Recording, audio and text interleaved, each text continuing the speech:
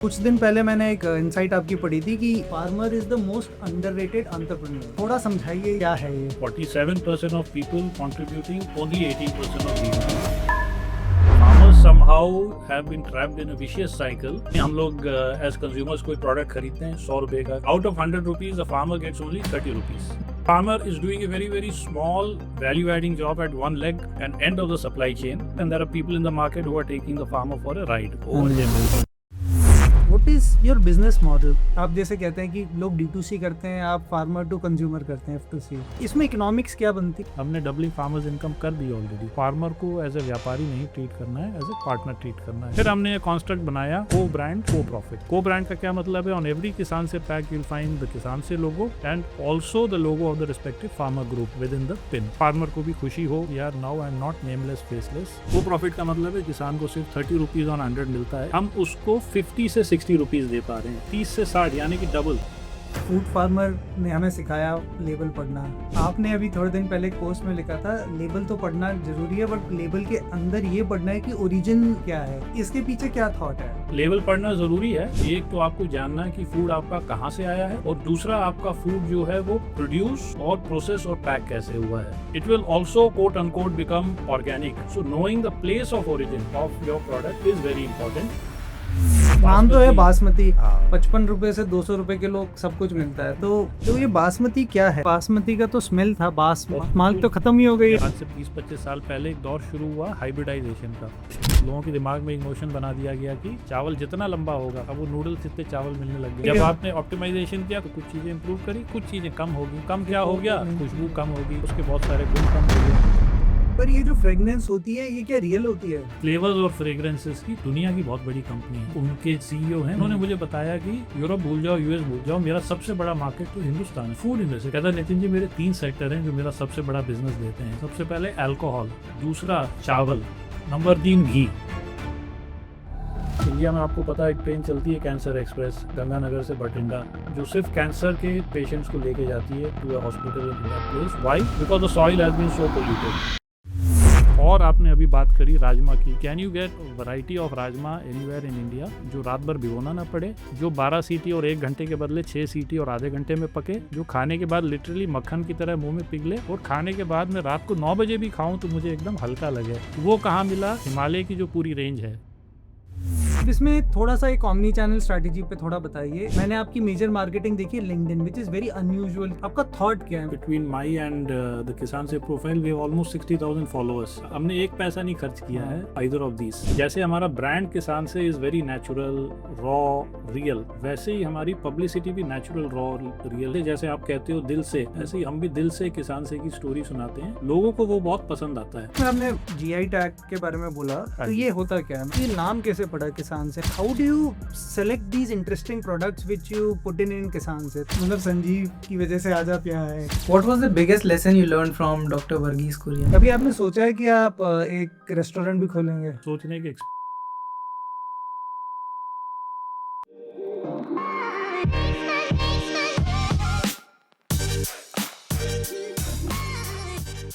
Welcome Nitin on the Dil Se omni podcast. From our first discussion about ये podcast और आज करने में, मतलब हमने 3 दिन में कभी गेस्ट से अलाइन करके एकदम नहीं किया, तो thank you very much for coming. Thank you so much Saurabh and pleasure Indeed. और इनफैक्ट मैंने आपका पॉडकास्ट संजीव बिखचंदानी वाला देखा अभी अच्छा, couple of days back and I found it very interesting। और एक छोटी 2 मिनट की स्टोरी मेरी भी है संजीव के साथ। अच्छा। When I was prepping for my MBA in 1998-99 and Sanjeev was still building Naukri.com, he used to teach, as he mentioned in your podcast as well। अच्छा। Used to coach people like me, students like me। तो मैं उनसे GD और personal interview की personal coaching लेने जाता था। अच्छा। उनके घर के पास जीके में। और I literally used to call him and on that particular day I carried a paper notebook छोटी सी, जिसमें उनका उस जमाने का 6 डिजिट का दिल्ली का लैंडलाइन नंबर आज भी लिखा हुआ है, अच्छा, along with the school address. तो मैं कॉल करता था, वो मुझे अपॉइंटमेंट देते थे, फिर मैं 1 घंटे की क्लास लेने जाता था शनिवार इतवार को जब ऑफिस से छुट्टी होती थी। And this continued for many days and weeks. And in one of those meetings, which is also the context of how and why I am here today, Sanjeev got to know that I am very much interested in the food and agriculture sector, क्योंकि मैंने वैसे तो agriculture से मेरा कोई लेना देना था नहीं, मैंने इंजीनियरिंग आप तो मैकेनिकल इंजीनियर, लेकिन मैंने मैकेनिकल इंजीनियरिंग करी थी कुरुक्षेत्र से, NIT जो कि तब REC होता था। At Kurukshetra was a very very tiny town, तो वहाँ एंटरटेनमेंट के लिए कुछ नहीं होता था उस ज़माने में 30 साल पहले। Most of the time my self sometimes alone and sometimes with my friends, हम लोग खेतों में बहुत घूमते थे वहाँ। अच्छा। और वो तो गढ़ है पूरा Kurukshetra and the adjoining areas. तो घूमते घूमते घूमते एग्रीकल्चर का फैसिनेशन आया समहाउ। अच्छा। एंड विदाउट एनी राइम और रीज़न। और जब MBA के लिए अप्लाई करने गए तो उस ज़माने में IIMs होते थे, XLRI होते थे, but I had this some strange notion कि मुझे एग्रीकल्चर से रिलेटेड कुछ तो करना है। And then in one of the GDPI interactions and trainings that Sanjeev used to give me, I told him कि मुझे ऐसा शौक है, तो IIMs में तो कर ही रहा हूँ, अगर नहीं होगा तो मुझे कोई कैटेगरी 2-3 MBA इंस्टीट्यूट में नहीं जाना है, आप मुझे कोई एक सॉलिड इंस्टीट्यूट बताइए जिसमें एग्रीकल्चर से रिलेटेड कुछ पढ़ाई होती हो, and where I can may be make a career if I like it.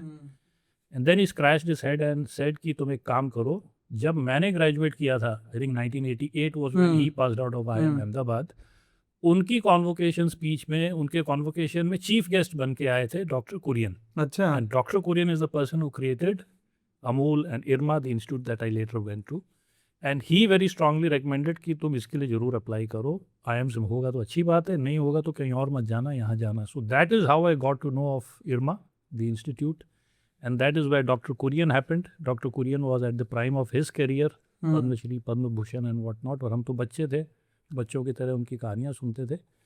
And then at the back of the mind somewhere, all the great work that he did registered, and फिर उनकी doctor Kurian की किताब निकली, I Too Had a Dream।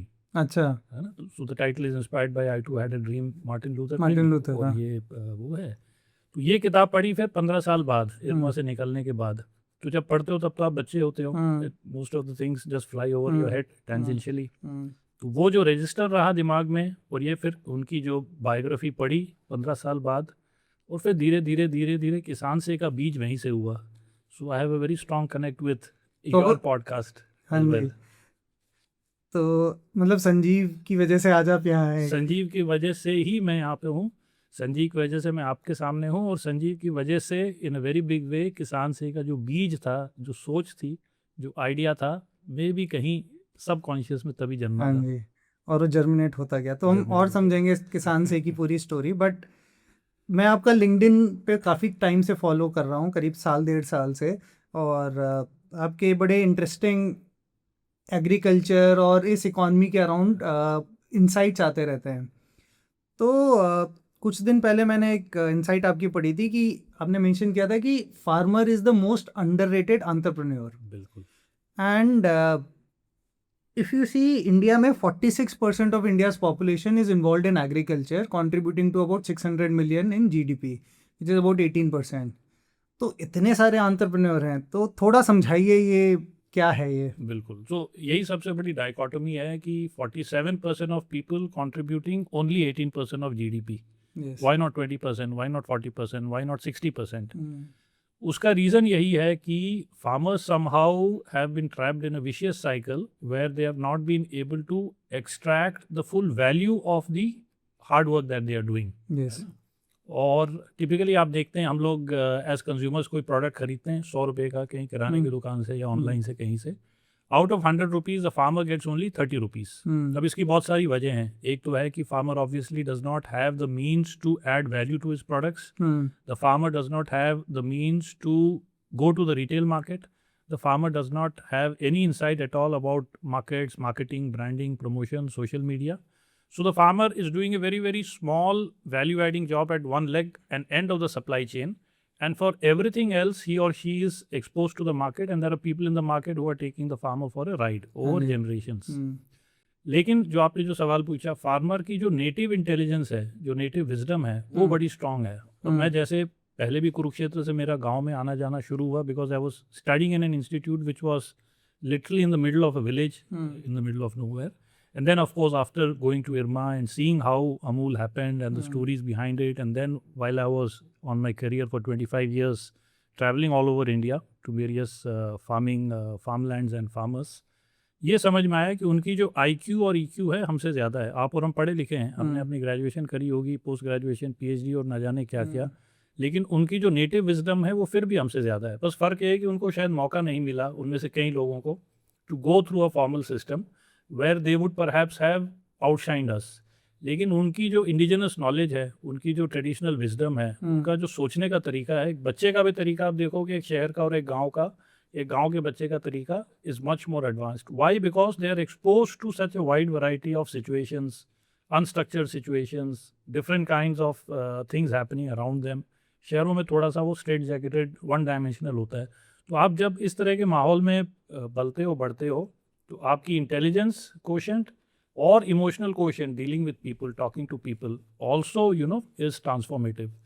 तो है वो सारा IQ है, EQ है, नॉलेज है, ट्रेडिशन है, कल्चर है, सब है। लेकिन जब बाजार की बात आती है तो वो कहीं काम नहीं आ पाता है। And that is how the bridge also happened, on how to come up with a brand which actually helps farmers to earn a better share of the consumer pie. कि फार्मर को 100 में से 30 रुपया सिर्फ ना मिले। फार्मर इतनी risk ले रहा है, साल में 2 बार वो फसल लेता है, मे बी 125-150 दिन की एक फसल है, 250 दिन की फसल का पीरियड है पूरा, क्रॉप लगाने से लेके, ध्यान रखने से लेके, हार्वेस्ट करने से लेके बाज़ार ले जाने तक इतनी रिस्क लेता है। कभी बारिश है, कभी आंधी है, कभी तूफ़ान है, कभी सूखा है। तो रिस्क लेते हुए और मेहनत करते हुए, खून पसीना बहाते हुए इवेंचुअली मिल रहा है सिर्फ 30 रुपया। लेकिन नॉलेज है, विजडम है, लेकिन कर कुछ नहीं पा रहा है। So that was the dilemma and the dichotomy which also in some ways may be prompted me to think about Kisan Se. Nitin, हम इतनी स्टार्टअप कॉन्फ्रेंसेस देखते हैं, ठीक है। आई जस्ट केम अक्रॉस एक पोस्ट जिसमें आपने एक किसान कॉन्फ्रेंस की थी, थोड़ा इसके बारे में बताइए, क्या थॉट था? बिल्कुल बिल्कुल। So this was something very unique. We call it Kisan से समागम। समागम यानी सबका आना एक साथ। तो हमको 2 साल हो गए काम करते करते। We started business officially 2 financial years ago. We just started a 3rd year and now touch wood with the grace of God we achieved a certain scale size. We now have 25 farmer groups in 10 states of India and we touch the lives of 50,000 farmers. तो हमने कहा एक ऐसा event करें और एक ऐसा forum हो जहाँ पे फार्मर्स को बुलाएं to Delhi, which is where our head office is, and give them an experience of how we work every day. तो हमने 2 दिन का प्रोग्राम रखा, किसान से समागम। Day 1 में we took them to the market, to stores where we sell their products. अच्छा। And as you know we have a very interesting model called co brand. अच्छा। तो को ब्रांड यानी कि हर किसान से पैक पे किसान से ब्रांड भी होता है और जिस फार्मर ग्रुप से वो प्रोडक्ट आया है, जिसने उसको पैक किया है, उसकी ब्रांडिंग भी होती है। तो वो लिटरली गूज़बम्प मोमेंट थे जब इतने सारे किसान सुपरमार्केट शेल्फ पे जा रहे थे, रिलायंस रिटेल के आउटलेट में जा रहे थे, दुकानों में जा रहे थे, वो देख रहे थे कि साक्षात रूप में हमने जो प्रोडक्ट बनाया है वो एक बड़े शहर में बड़े कॉन्फिडेंट तरीके से, सुपरमार्केट में मल्टीनेशनल ब्रांड भी है, लेफ्ट में कोई बहुत बड़ा नेशनल ब्रांड भी है, और वहाँ किसान से और हमारा ब्रांड हमारी पूरी आइडेंटिटी के साथ कॉन्फिडेंटली वहाँ पे है। तो we took them through that entire process. हम लोग बोर्ड रूम्स करते हैं, मीटिंग्स करते हैं और स्ट्रेटजी करते हैं। तो उनके साथ Day 1 में वो भी हुआ, प्लानिंग की भाई अगले 1 साल में इस फाइनेंशियल ईयर में क्या करना है, everything to do with jargon, right from new product development to costing to COGS to margin to GTM। जो हम अंग्रेजी में बात करते हैं उसको हमने सरल शब्दों में हिंदी में बहुत सारी बातें करी। सो दैट वाज Day 1। और Day 2 हमने एक पूरा एक इवेंट रखा, फंक्शन रखा, where we called many dignitaries like doctor Ashok Gulati, Padmashri, जो कि बहुत बड़े एग्री इकोनॉमिस्ट हैं, lots of other stalwarts, secretary from the government of India, ministry of agriculture, lot of other people who are actually also our customers. तो government के लोग थे, policy makers थे, कस्टमर्स थे, फार्मर्स थे, हमारी पूरी टीम थी। तो बड़ा अच्छा एक सेकेंड डे एक इवेंट हुआ जिसमें कि सबको बड़ा अच्छा लगा कि हम सब मिलके एक ऐसा काम कर रहे हैं where we are actually transforming lives at scale. चाहे कंज्यूमर को एक अच्छा फूड प्रोडक्ट खिलाना हो, हेल्दी, टेस्टी, नेचुरल, या एक फार्मर की लाइवलीहुड को बेटर करना हो, and how together as a team work we are able to do this and the kind of happiness it gives everybody. तो बड़ा ही एक यूनिक सा एक फील था। और अभी इवेंट को 2 हफ्ते हो गए हैं, लेकिन कितने लोग मुझे आज भी फ़ोन कर रहे हैं और लिख रहे हैं और बोल रहे हैं कि हम मेंटली अभी भी उसी जोन में घूम रहे हैं, क्योंकि ऐसी फीलिंग हमें किसी इवेंट में नहीं आई। बड़ा normally events are very transactional. आपने भी कोई बोला वो VCP का कोई इवेंट होगा या कोई भी इवेंट हो for that matter, card exchange करे, बात करी, हाय लोग किया, वो 100 में से 99 लोगों को तो आप भूल भी जाते हो, कभी शायद बात भी नहीं करोगे अगली बार। But each connection made in that 2 day, किसान से समागम, whether it was consumers, farmers, our investors were there, Nab Ventures और जंगल वेंचर्स जो हमारे इन्वेस्टर है। तो ऐसे कॉन्वर्सेशंस थे जो नॉर्मली होते नहीं हैं। और कुछ लोगों ने बड़ी अच्छी बात बोली, they were real conversations with real people. ये तो नॉर्मली फेक बहुत होता है ना, आप हाँ बनते हो मतलब you don't get your ecosystem in the conference in the ना। conference and you do, sometimes people don't want to do it। अरे यार मैं इसको ये भी बता दूंगा, हाँ जी, इसको हाँ जी, वो तो भी दिखा मेरे दूंगा। मतलब हो जाता है। तो हमें चलिए। वो डर नहीं है, because we say we are transparent and fair. तो नेक्स्ट टाइम जब भी होगा आई वुड लव टू हाँ, attend next time I will surely invite. In fact बड़ा अच्छा आइडिया आया कि आपने इस बार तो दिल्ली में किया, and these were 25 farmer groups from 10 states of India. इसमें से आधे लोग तो गांव के ही बाहर नहीं गए कभी, हाँ so for them it was a big thing. तो उन्होंने तो तो उन्होंने बोला अब आप ऐसा करो, अब अगली बार करोगे तो एक एक गांव में करना, एक बार कश्मीर में करना, अब पूरे हिंदुस्तान के फार्मर्स को कश्मीर में बुलाना, वील होस्ट देम। फिर अगली बार वो केरला वाला बोलता है सर उसके बाद हमारे यहाँ करना आप। तो इस तरह के आइडियाज कमिंग बहुत फ्रॉम बढ़िया। Them, it was really a very very emotional and a great feeling for us too। तो आगे बढ़ते हैं। नितिन, फूड फार्मर ने हमें सिखाया लेबल पढ़ना, है ना, रेवंत हिम्मत वाला ही। करेक्ट, मैं मिला भी था उसे। हाँ तो और आपने अभी थोड़े दिन पहले एक पोस्ट में लिखा था लेबल तो पढ़ना जरूरी है बट लेबल के अंदर ये पढ़ना है कि ओरिजिन क्या है। करेक्ट। तो इसके पीछे क्या थॉट है? बिल्कुल बिल्कुल। तो लेबल पढ़ना ज़रूरी है, because label will tell you the nutrition information, उसका कार्ब्स क्या है, प्रोटीन क्या है, शुगर क्या है, and whatever is legally compliant information, and may be there is a claim or something that you want to verify. लेकिन मेरे हिसाब से लेबल से ज़्यादा ज़रूरी ये जानना है कि आपका फूड आया कहाँ से है। आजकल लोग बहुत सारे फैंसी क्लेम्स करते हैं, कोई ऑर्गेनिक बोलता है, कोई एक्स बोलता है, कोई वाई बोलता है, न्यूट्रिशन लेबल भी देता है। लेकिन फूड में दो चीज़ें बहुत ज़रूरी हैं। एक तो आपको जानना है कि फूड आपका कहाँ से आया है, और दूसरा आपका फूड जो है वो प्रोड्यूस और प्रोसेस और पैक कैसे हुआ है, और ये दोनों चीज़ें इंटरट्वाइंड भी हैं। अब मैं आपको बोलूँ कि गोरखपुर का काला नमक चावल, काला नमक चावल गोरखपुर और आसपास के 10 जिलों में होता है। गोरखपुर जिला तो आज बना, लेकिन पहले ये सब एक ही इलाका होता था, तो मोटा मोटी 50-100 किलोमीटर के रेडियस में से जो चावल आता है। अब अगर चावल गोरखपुर का है तो उसमें एक सर्टन क्वालिटी है, लोगों के दिमाग में जो जानकार है उनको पता है कि इसका ग्लाइसेमिक इंडेक्स कम होगा, इसका प्रोटीन ज़्यादा होगा। क्यों? क्योंकि ये उस हवा, मौसम, मिट्टी, पानी में ट्रेडिशनल राइस वैरायटी है जो कि 3000 साल से उगती आ रही है। गौतम बुद्ध से शुरू हुई इसकी कहानी, उन्होंने प्रसाद के रूप में इसको बांटा after attaining nirvana as he travelled from Kapilavastu into Siddharthnagar, Gorakhpur in this region. और उसके पीछे की जो डिवाइननेस है, combined with the tradition and the science behind it, and the fact that it grows best in that place. Kala Namak नाम क्यों पड़ा? काला यानी उसका धान, उसकी जो पैडी है वो ब्लैक कलर की है। अच्छा। और नमक क्यों? क्योंकि वहाँ की जो तराई, जो रीजन है, वहाँ की जो सैलिनिटी है सॉइल की, वो उसके लिए ऑप्टिमम है, नमकीन है जैसे बोलते हैं, पीएच वैल्यू। तो काला नमक। अब वो काला नमक ऐसी एक वैरायटी है चावल की जो वहीं हो सकती है, उसको आप आंध्रा ले जाएंगे, पंजाब ले जाएंगे, नहीं उगेगी। क्यों? क्योंकि हवा, मौसम, मिट्टी, पानी उसके लिए एकदम उपयुक्त है, सूटेबल है। सो पहली बात तो कौन सा प्लेस ऑफ ओरिजिन किसी प्रोडक्ट का क्या है, that makes that product special. So you are assured कि यार एक ऑथेंटिक प्रोडक्ट है, ये वहाँ सालों से उगा है तो आज भी ऐसे होगा। दूसरा, क्योंकि वो वहाँ पे उगा है और इतने सालों से उगा है, वो उस हवा, मौसम, मिट्टी, पानी में इतना एडजस्ट हो गया है कि it has also become immune to pest attacks. It's not a hybrid variety, it's not a GM, it's not something that you have imported, tested and planted into a soil, water which is foreign to it. तो ये वहीं की देसी traditional original चीज़ है। तो जो चीज़ वहाँ साल दर साल उगेगी उसी सीड को, उसी सीड मटेरियल को लेके, और वही प्रैक्टिसेस जो सालों से फॉलो हो रही हैं, it will also quote unquote become organic. It not be certified organic, but it is organic in the sense इसको उगाया वैसे ही जा रहा है जैसे पहले से था। ट्रेडिशनल वैरायटी है which is immune to pest attack, तो पेस्ट भी, उसमें पेस्टिसाइड भी नहीं लग रहा है, वीडिसाइड भी नहीं लग रहा है। तो एक ओरिजिनल वैरायटी जिसकी हेल्थ, टेस्ट, बेनिफिट्स भी अच्छे हैं, और क्योंकि वहाँ की वो एक ओरिजिनल चीज़ है, it is growing in a certain way which makes it clean and good for you as well. So then without the need for a label or a certificate or somebody, some inspector somewhere sitting in another part of the world sending a number 10% down the line to inspect your farm, अब कोई Switzerland की certifying agency है, उसका number 11 पे एक line of reporting में एक inspector so called बैठा है, वो क्या जाके देखेगा कि गोरखपुर का काला नमक चावल क्या होता है? वो तो गोरखपुर में सदियों से हो रहा है, उसको कोई सर्टिफिकेट की ज़रूरत नहीं है।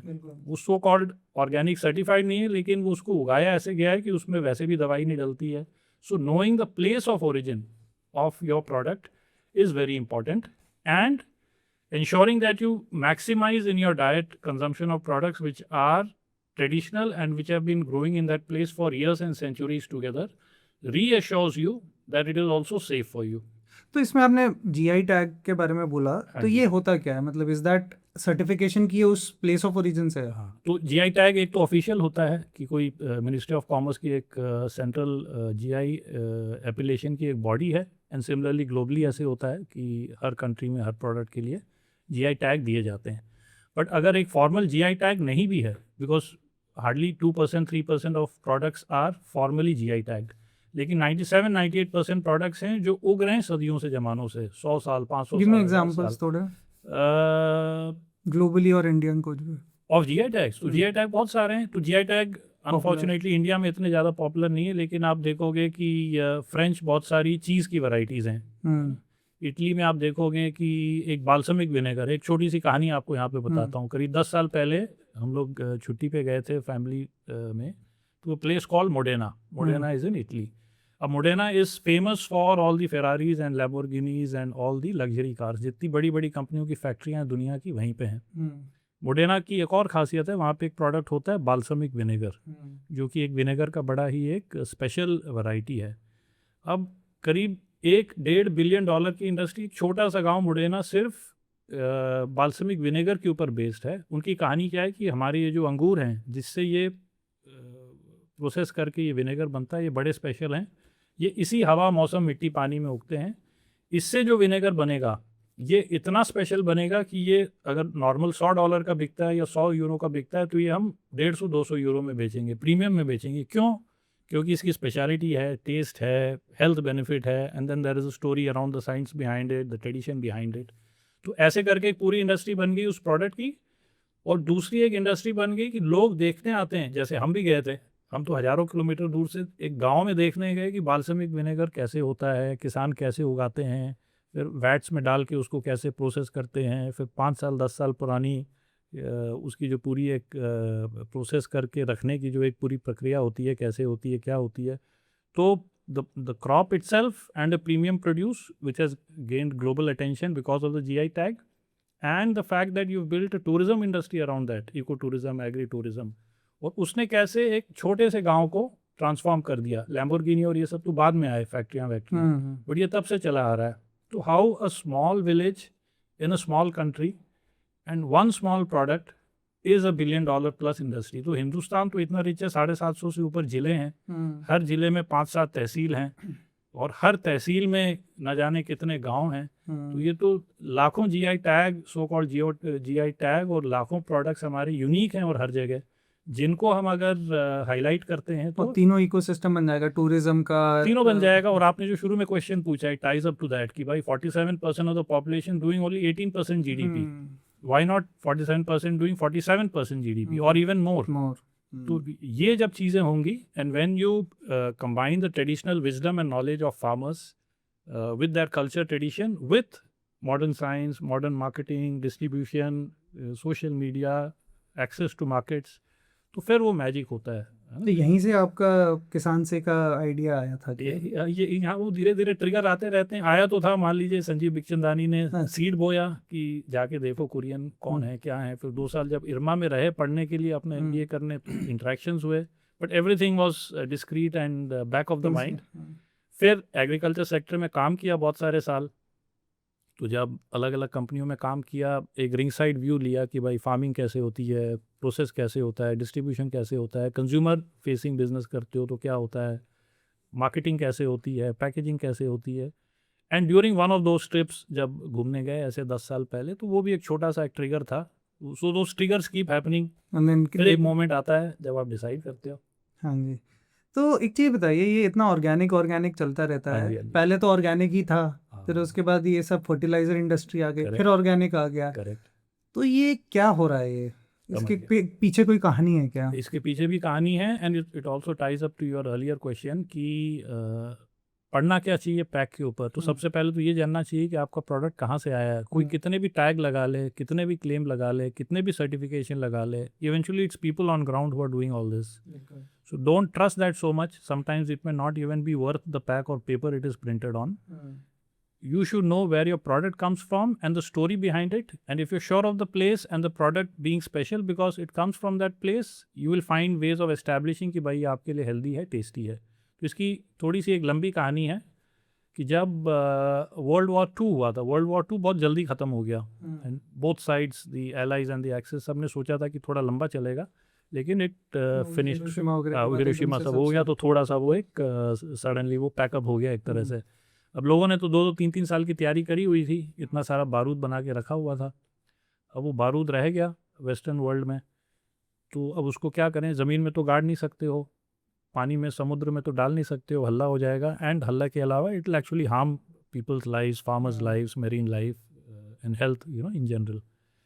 तो उन्होंने आविष्कार किया एग्रोकेमिकल इंडस्ट्री, कोट अनकोट, कि चलो ये तो इतना सारा है, अब इसको पार्ट्स पर मिलियन या पार्ट्स पर 1000 में थोड़ा थोड़ा करके इसको डाइल्यूट करके इसको बनाते हैं एज एन एग्रो केमिकल। और लोगों को क्या बोलेंगे कि आपके खेत में तो ये आता है, ये कीड़ा आता है, ये पेस्ट आता है, दैट पेस्ट और कीड़ा में नॉट हैव बीन हार्मफुल। हो सकता है वो नेचर का एक साइकिल है कि इवेंचुअली घूम फिर के it's part of the biological cycle and doesn't actually do so much harm, but एक स्टोरी बनाई गई कि ये तो कीड़े आते हैं तो ये ख़राब हैं, और इसमें आप ये वाली दवाई डालोगे तो ये कीड़ा मर जाएगा, वो वाली दवाई डालोगे तो वो वाला कीड़ा मर जाएगा। तो करते करते करते करते it came to a point where it started as a small experiment to dispose of a by product और अ वेस्टफुल प्रोडक्ट। अब लेकिन वो चल पड़ा, क्यों चल पड़ा? क्योंकि आप अपने खेत में डाल रहे हो दवाई और बगल वाला नहीं डाल रहा है, तो आप डालोगे तो धीरे धीरे धीरे धीरे धीरे there are ways in which you will start seeing कि यार ये शॉर्टकट में तो कीड़ा जा रहा है ना, तो चलो मैं भी डाल देता हूँ। तो फिर इसने भी भेड़ चाल में शुरू किया फॉलो करना। तो करते करते वेस्टर्न वर्ल्ड से शुरू हुआ, फिर धीरे धीरे धीरे to all over the world including India and everywhere ये फैला। अब ये सिलसिला चला करीब 40-50 साल, 80s 90s। अब 80s 90s आते तक लोगों को ये लगने लग गया कि यार ये हमने क्या कर दिया। इंडिया में आपको पता है एक ट्रेन चलती है कैंसर एक्सप्रेस, गंगानगर से भटिंडा, जो सिर्फ कैंसर के पेशेंट्स को लेके जाती है to a hospital in that place. Why? Because the soil has been so polluted, जो फर्टिलाइज़र और एग्रोकेमिकल इतना डला है। एक तो दैट पर से may not be so bad if it is added in a particular ratio, या कुछ ऐसी चीज़ें जो आप उस डोज में भी डालो तो भी हानिकारक है। लेकिन उसमें क्या होता है कि एक बड़ी कंपनी है, उसने अपने डिस्ट्रीब्यूटर को बोला यार ये 2 पुड़िया डाल देना। डिस्ट्रीब्यूटर ने अपना दिमाग लगाया, रिटेलर यार तू बोल देना 3 पुड़िया डालना। वो रिटेलर ने किसान को बोला 3 नहीं यार तू 4 डाल देना। किसान अपना दिमाग यूज़ करके बोलेगा 4 नहीं मैं 6 डाल देता हूँ। And then it was also an era of subsidies. चीज़ 1 रुपये की है, 8 आने में मिल रही है, तो लो भाई 2 ले लो, 3 ले लो, शॉर्टकट जल्दी हो जाएगा। And this entire notion around kill the insects fast etcetera. उसमें बायोडाइवर्सिटी ख़राब हुई, उसमें मिट्टी ख़राब हुई, सॉइल कंटेंट ख़राब हुआ, ज़मीन बियॉन्ड रिपेयर होगी आजकल इतनी जगहों पे जहाँ पे इंटेंसिव एग्रीकल्चर हुआ। अब उस ज़माने में ये सब किया गया, ये पूरा जो नैरेटिव चल रहा है। And then the western world came up with the concept, चलो अब हम एक और आविष्कार करते हैं। जैसे 50 साल पहले हमने बोला एग्रोकेमिकल इंडस्ट्री, अब एक नया वर्ड लाते हैं ऑर्गेनिक इंडस्ट्री। तो creating a problem and coming up with a solution, and then उससे एक और नई प्रॉब्लम निकालना और फिर बोलना हमने इसका भी एक सोल्यूशन। ये सोल्यूशन नहीं है तो पूरी दुनिया में और इंडिया में भी फॉर दैट मैटर पहले सभी कुछ ऑर्गेनिक था। तो इंडिया में भी आप देखोगे आज भी, despite all the discussion that we are doing right now, out of 170 million hectares of arable land area, almost 30 million hectare is still natural. It still grows the traditional seeds. It still does farming the same old way as it used to happen in the past. अब ये जगह कौन सी हैं? पहाड़ों में हैं, कश्मीर में होगी, हिमालय में होगी, वेस्टर्न घाट्स में होगी, बुंदेलखंड के ड्राईलैंड एरिया में होगी, बस्तर के ट्राइबल रीजन में होगी, फॉरेस्ट एरिया में होगी। तो ये ऐसी जगह हैं जो नेचुरली वेल एंडोर्ड हैं। यहाँ पे thankfully for us so called green revolution नहीं गया, and because intensive agriculture and so called modern agriculture नहीं हुआ, they have maintain their agricultural practices. अब ये करते करते फिर एक नया सिस्टम बनाया गया कि ऑर्गेनिक एग्रीकल्चर को पुलिस करने के लिए हम एक सर्टिफिकेशन सिस्टम बनाएंगे। फिर बड़ी बड़ी संस्थाएं बनी जिनका हेडक्वार्टर या तो स्विट्ज़रलैंड में है, या कहीं फ्रांस में है, या कहीं यूएस में है, कि ये बॉडी अब पूरी दुनिया को पुलिस करेंगी और सर्टिफिकेशन देंगी, तो उनका दफ्तर वहाँ होगा, फिर कोई regional office Singapore, India, Delhi में कहीं होगा, फिर ग्राउंड की टीम होगी। अब वो लोग बताएंगे कि ये प्रोडक्ट, ये process as per that protocol है कि नहीं है, और वो ओके होगा तो वो सर्टिफिकेट लगेगा। अब ये एक और क्वेश्चन है कि वो कौन इंश्योर करेगा कि इसकी सैंक्टिटी है कि नहीं। अभी हाल ही में एक नाम नहीं लेना चाहूँगा, एक सो कॉल्ड बहुत बड़ी एक ऑर्गेनिक फूड कंपनी है जो क्लेम करती है कि हमारे 10,000 किसान सर्टिफाइड हैं। सबसे पहले तो वो certificate itself whether it's worth the किसान थोड़ी ना सर्टिफाइड होगा, प्रोसेस नहीं, तो दोनों होते हैं, तो अच्छा। फार्म्स को भी और प्रोडक्ट को भी को भी किया होता है, जाता है अच्छा। ना, कि उस फार्म में प्रोसेस होता है कि आप अब तो जहर बना दिया आपने, जिन जगहों पे ये हो रहा है, अब 3 साल के लिए उसको छोड़ दो फैलो, उसमें कुछ नहीं होगा। वो फिर चौथे साल से, क्योंकि वो रीजनरेट होगी, अब उसमें आप कर सकते हो। तो वो एनीवे एक अलग स्टोरी है कि उसके पीछे की क्या कहानी है। बट इसमें क्या था कि 10,000 किसान वो कह रहे हैं और उनके ब्रांड नेम में ऑर्गेनिक है, लेकिन सर्टिफिकेशन ऑर्गेनिक का 150 किसान के पास भी नहीं है, तो 9,850 किसान तो है ही नहीं उनके। अच्छा, वो 9,850 का ये भी नहीं पता कि प्रोडक्ट कहाँ से आ रहा है, वो कहीं मंडी से आया या कहाँ से आया, कहाँ पैक किया नहीं किया। जो मैं पहले स्टोरी सुना रहा था, knowing the place of origin of each product, वो तो है ही नहीं उसमें। वो तो ब्लेंडेड है, कोई यहाँ से लाए, वहाँ से लाए, बड़ी फैक्ट्री खोल ली, पैक कर जैसे दिया। मेडिसिन में होता है कि जैसे कौन से medicine बैच में, हाँ, किस बैच में बना है, उसको स्टैंप लगाया और भेज दिया, कुछ पता ही नहीं उसका पीछे का क्या है। ट्रेसेबिलिटी तो इस तरह की चीज़, तो ये पूरा एक जो प्रोसेस चला, that and now of course it's come to a point where consumers भी इसको मिसट्रस्टफुल हो गए हैं। यार ये बोलते तो हैं ऑर्गेनिक, और बहुत सारे लोग करते हैं जो 2-2 गुने 3-3 गुने प्राइस में भी बेचते हैं। तो people are now totally at a loss कि यार ये इसको माने भी कि नहीं माने। Got it. तो दैट्स द स्टोरी। तो एक चीज़ बताइए, इसमें तो काफ़ी चीज़ें ब्रांडिंग भी होती जा रही है प्रोडक्ट्स की। जैसे हम कहें, मेरे फादर ये कहानी सुनाते हैं अल्फांसो आम की, कि अल्फांसो आम इज़ नॉट द बेस्ट आम टू ईट। मेरा तो सिंदूरी, केसरी, वो सब फेवरेट है। आजकल तो ये अपना डीगा जो होता है ना, चूसने वाला छोटा, वो फेवरेट है। कहते हैं कि अल्फांसो इज़ बेस्ट बिकॉज वो उसकी शेल्फ लाइफ अच्छी है, कि आप उसको पत्थर जैसा होता है तब डाल दो, वो यूएस तक पहुंच जाएगा, and it is more exportable.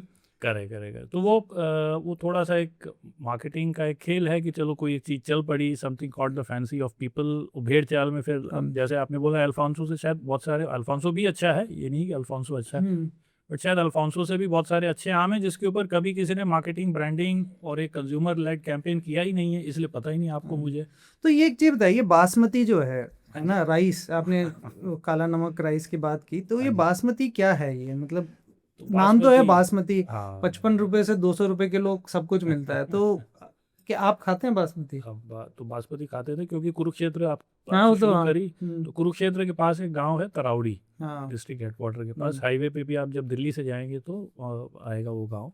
तो तरावड़ी इज़ द प्लेस जहाँ पे जो ओरिजिनल बासमती था, जो ओरिजिनल देसी जो वैरायटी थी, वो उगती थी आज से 50-60 साल पहले। तो हम भी जब पढ़ते थे 1990s में, तब तक वो फिर भी मिल जाता था इन अप्रिशिएबल क्वांटिटी।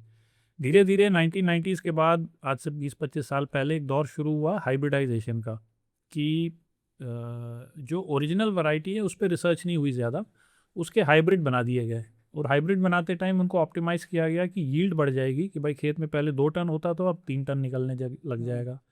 या क्या ऑप्टिमाइजेशन कर दिया कि उसमें 2 किलो चावल में 4 लीटर पानी डलता था, तो आप आधा लीटर पानी और डाल लो, तो एक बिरयानी वाला जो बनाता है उसको उतने ही कॉस्ट में ज़्यादा चावल मिल जाएंगे, उसकी यूनिट इकोनॉमिक सुधर जाएगी।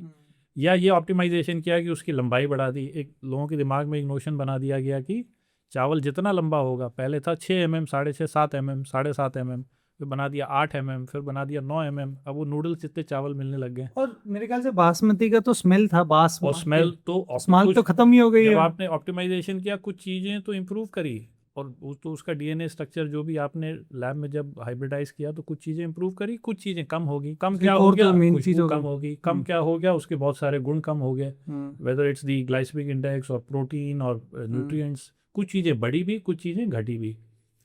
तो ये सिलसिला चला। और फिर आप जो कह रहे हो कि आप बाज़ार में जाओगे या ऑनलाइन ढूंढोगे तो 50, 100, 150, 200, 250, 300, 350 एक पूरी रेंज ऑफ बासमती मिलती है। अब वो बासमती लीगली वो बासमती है, ऐसा नहीं कि वो लीगली कोई गलत काम कर रहे हैं, because all these varieties have been notified by the government as well. But क्या वो असली में वो वाली बासमती है? The simple answer is no. ना उसमें वो खुशबू है, ना उसमें वो कैरेक्टर है, ना उसमें वो गुण है, और ना आपको खाने में मज़ा आएगा। ये सब तो छोड़िए, बात की बात है, खाने में आप खाना खा रहे हो तो मज़ा तो आना चाहिए ना। अब हुआ क्या कि वेस्टर्न जो वर्ल्ड थी वो बहुत सारी हमारे पास चीज़ें लेके आई, मानसिकता लेके आई। तो length of the rice is one such thing. लोगों के दिमाग में भर दिया गया कि स्मेल मेजर नहीं कर सकते ना। स्मेल मेजर भी नहीं कर सकते, और स्मेल को उन्होंने बोला छोड़ो यार, कौन देखने वाला है, पूछने वाला है, length is something that you can market. हाँ। और जो मिडल ईस्ट का मार्केट है, यहाँ पे बहुत सारा चावल 90s और 2000s तक एक्सपोर्ट होने लग गया। और वहाँ तो उनको बिरयानी खानी है, उसमें तो मीट होगा, मसाले होंगे, तो खुशबू से कोई लेना देना ही नहीं है उनको। और उनको भी ये बताया गया, और उन्होंने भी हमें ये बताया कि यार ये लंबा चाहिए, लंबा चाहिए।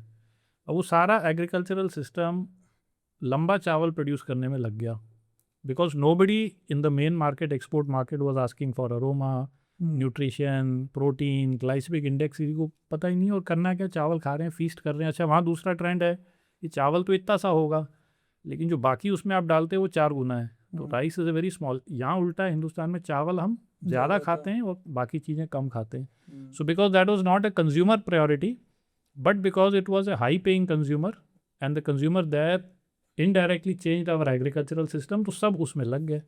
वो धीरे धीरे अगले 20-25 साल में जो ओरिजिनल बासमती लुप्त हो गया, ख़त्म हो गया, और ये सो कॉल्ड हाइब्रिड जो बासमती के नाम से बिकते हैं वो बढ़ने लग गए। अब लेकिन कंज्यूमर के माइंड में अभी भी वही है, लंबा चावल, लंबा चावल। कुछ आप जैसे कह रहे हो, आधे लोगों को शायद परसेप्शन पे ही ले लेते हैं, प्राइस देख के, हाँ 200-250 का चावल अच्छा ही होगा। कुछ को शायद खुशबू इतनी समझ में भी नहीं आती है कि कम है कि ज़्यादा है, टेस्ट है कि नहीं। But there are so many rice varieties in India जो बासमती, ओरिजिनल बासमती जैसे ही हैं। ये अभी जो सो कॉल्ड हाइब्रिड है, इनकी बात नहीं कर रहा हूँ। और खुशबू भी बहुत अच्छी है, और उनका न्यूट्रिशन भी अच्छा है, जैसे गोरखपुर का काला नमक चावल। अब इसमें glycemic index is less than 55, nutrition is very good. जैसे काला नमक की अलग अलग देसी भी वैरायटी हैं, 11%, 15%। अब 15% प्रोटीन वर्सेस से 5-6% इन अ हाइब्रिड बासमती, 2 से 3 गुना हो गया। या उसमें जो मिनरल्स हैं, मान लीजिए मैग्नीशियम है, जिंक है, आयरन है, which are micro nutrients which you need, antioxidants हैं, इम्यूनिटी बढ़ाते हैं, वो 2 गुने हैं, 3 गुने हैं। अब ये सारे कैरेक्टर्स तो वो आजकल जो बाज़ार में मिल रहे हैं उनमें है ही नहीं। लेकिन कंज्यूमर अभी भी कई बार परसीव कर रहा है कि यार ये तो छोटे दाने का चावल है, इज इट इवन वर्थ, हमें लेंथ इतनी सिखा देगी, हमें लेंथ इतनी सिखा देगी। बट वो चावल ऐसा है कि आप आंख बंद करके अगर खाओगे तो आप बासमती भूल जाओगे। अब ये तो एक है, ऐसे अनेक कितने हज़ारों एग्जाम्पल्स हैं और देसी राइस वैराइटीज़ जो कि समहाउ लुप्त हो गए, बिकॉज हमारी नेशनल प्रायोरिटी, जो हमने पहले पूरी कहानी बताई मैंने of 1940s and the agrochemical industry, और ये कोइंसाइड हुआ हमारी इंडिपेंडेंस से। अब 1947 में हमारे देश की प्रायोरिटी कुछ और ही थी। हमारे देश की प्रायोरिटी क्या थी कि सबको कम से कम 2 बार दिन में अनाज चाहिए। उस टाइम थोड़ी कोई प्रोटीन और ग्लाइसेमिक इंडेक्स और मैग्नीशियम और आयरन की सोच रहा था। पब्लिक है, दूध चाहिए, रोटी चाहिए, चावल चाहिए, दाल चाहिए। और जो एक सिस्टम चला आ रहा था सालों से, आपने सुना है एक इंडिगो रेवोल्यूशन के बारे में, इंडिगो मूवमेंट हुआ था कि अंग्रेज़ों ने एक ऐसा सिस्टम कर दिया था कि per unit of cell value के बदले हम लगान लगाएंगे पर एकड़ ऑफ लैंड। यानी कि उसी ज़मीन में आपको ज़्यादा वैल्यू की चीज़ उगानी पड़ेगी। तो धीरे धीरे कैश क्रॉप की तरफ गए किसान। अब कैश क्रॉप की तरफ गए तो वो जो रोज़ बाजरा खाते थे, मिलेट्स खाते थे, देसी गेहूँ खाते थे, उसका प्रोडक्शन कम होगा तो फैमिन हो गया, रिवॉल्ट हुआ, बहुत बड़ा रेवोल्यूशन हुआ। तो एक तो ये 1947 वाली जो पूरी ट्रैक चल रही है, western world agrochemical industry leading to certification, fake and all that narrative. दूसरी ये कहानी चल रही है कि हमारा एग्रीकल्चरल सिस्टम अंग्रेज़ों के ज़माने में इतना ज़्यादा करप्ट और पोल्यूट हो गया कि 1947 तक आते तक खाने को नहीं था। और एक ज़माना ऐसा आया, शायद आपको ध्यान में हो ना हो, लाल बहादुर शास्त्री जब प्राइम मिनिस्टर थे, उन्होंने हफ्ते का एक दिन तय किया था कि हिंदुस्तान में कोई भी लंच नहीं करेगा। ऐसा भी समय आज की जनरेशन को तो नहीं मालूम है, but there was a time when nobody in India would have lunch on one particular day and food was so short. क्योंकि आपने वेस्ट से कुछ चीज़ें लाए, जो इंडियन चीज़ें थी धीरे धीरे कम हो गई। अब इंडियन जो इंडिजिनस राइस वैरायटी या गेहूं की वैरायटीज़ थी उस पर कभी रिसर्च ही नहीं हुई, क्योंकि समय नहीं है देश के पास। तो चलो शॉर्टकट क्या करो, मेक्सिको से ले आओ, यूएस से ले आओ, ये गेहूँ ले आओ, रशिया से वो ऑयल सीड ले आओ, फिर कोई सोयाबीन वाला एमपी चला गया, कोई ऑयल सीड वाला कोई आंध्रा चला गया, कोई क्रॉप वाला पंजाब चला गया, फिर कोल्ड वॉर और ये सब चला। तो वो पूरा फूड सिस्टम जो है बाहर की ग्लोबल पॉलिटिक्स इकोनॉमिक्स से इन्फ्लुएंस हुआ। अब वो वैरायटी आ गई, फिर उसके बीज बनने लग गए। उस पर तो रिसर्च ही नहीं हुई जो हमारे ओरिजिनल बीज थे। तो बड़ा एक खेल ऐसा बना कि we actually lost out on 40-50 years when at a point when we could have actually done a lot of research. Obviously we didn't have the resources at that point in time. लेकिन अब वो समय आ गया जहाँ ग्राहक ये समझने लग गया है। अब तो गूगल है, चैट जीपीटी है। आप डायबिटिक हैं, चावल खाना चाहते हैं, सर्च करिए, काला नमक चावल ऊपर आ जाएगा।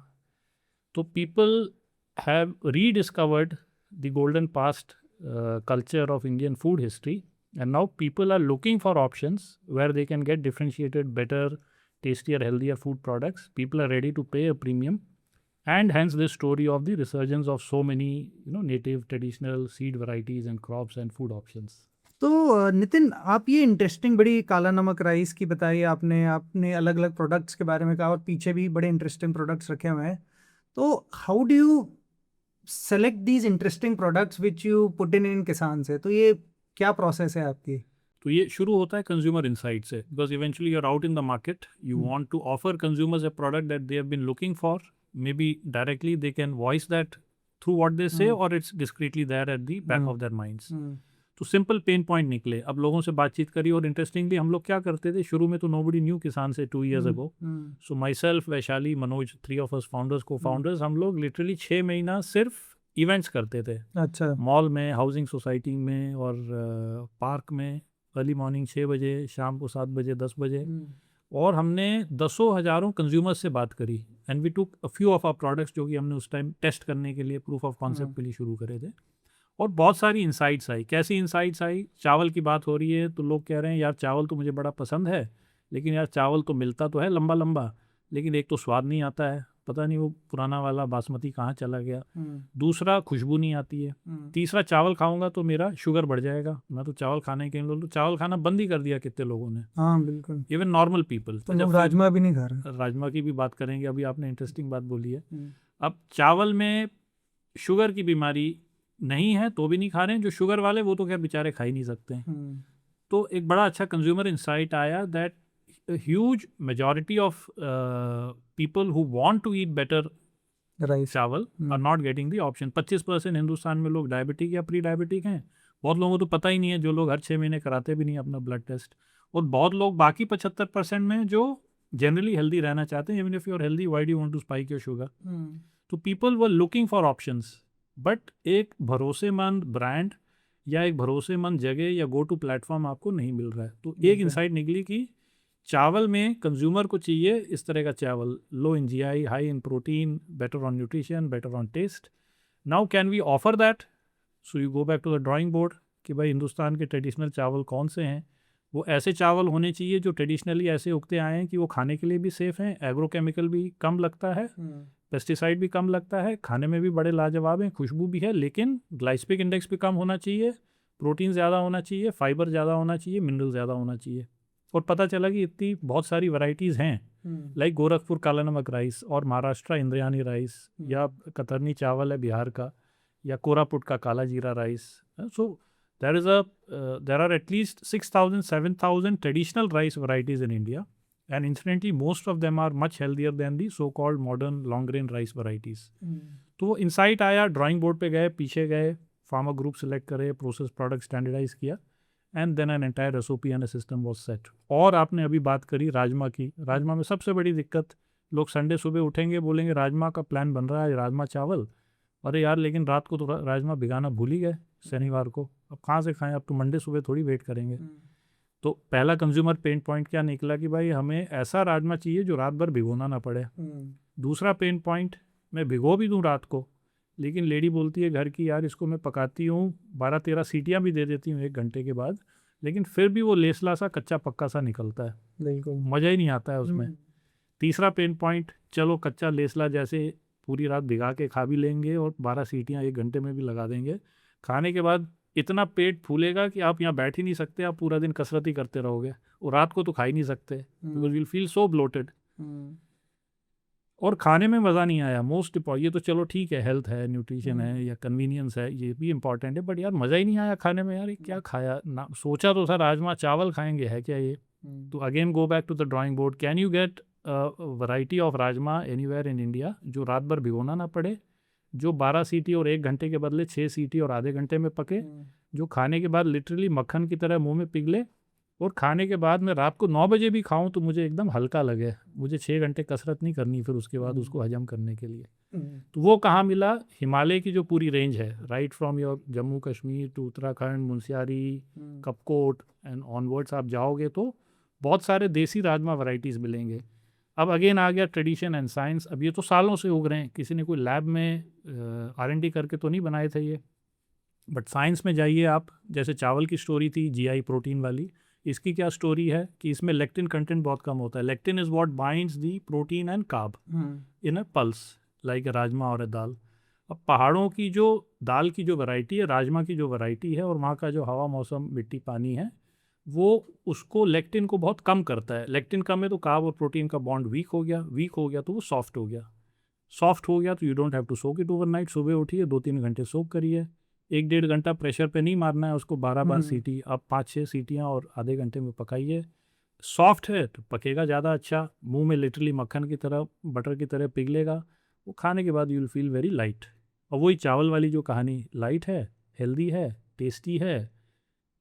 तो इस तरह से धीरे धीरे कैटेगरी वाइज हम गए कि चावल है, प्रोटीन, दाल तो काफ़ी है। टाइम लगता होगा एक वैरायटी ढूंढने में और सॉल्व करने में। तो टाइम बहुत लगता है, लेकिन fortunately for us, because I have been in the industry and work for 25 years, so we know mostly at the back of our palm कि हिंदुस्तान के किस फूड कल्चर की कौन सी चीज़ इंडिया के किस कोने में छुपी हुई है।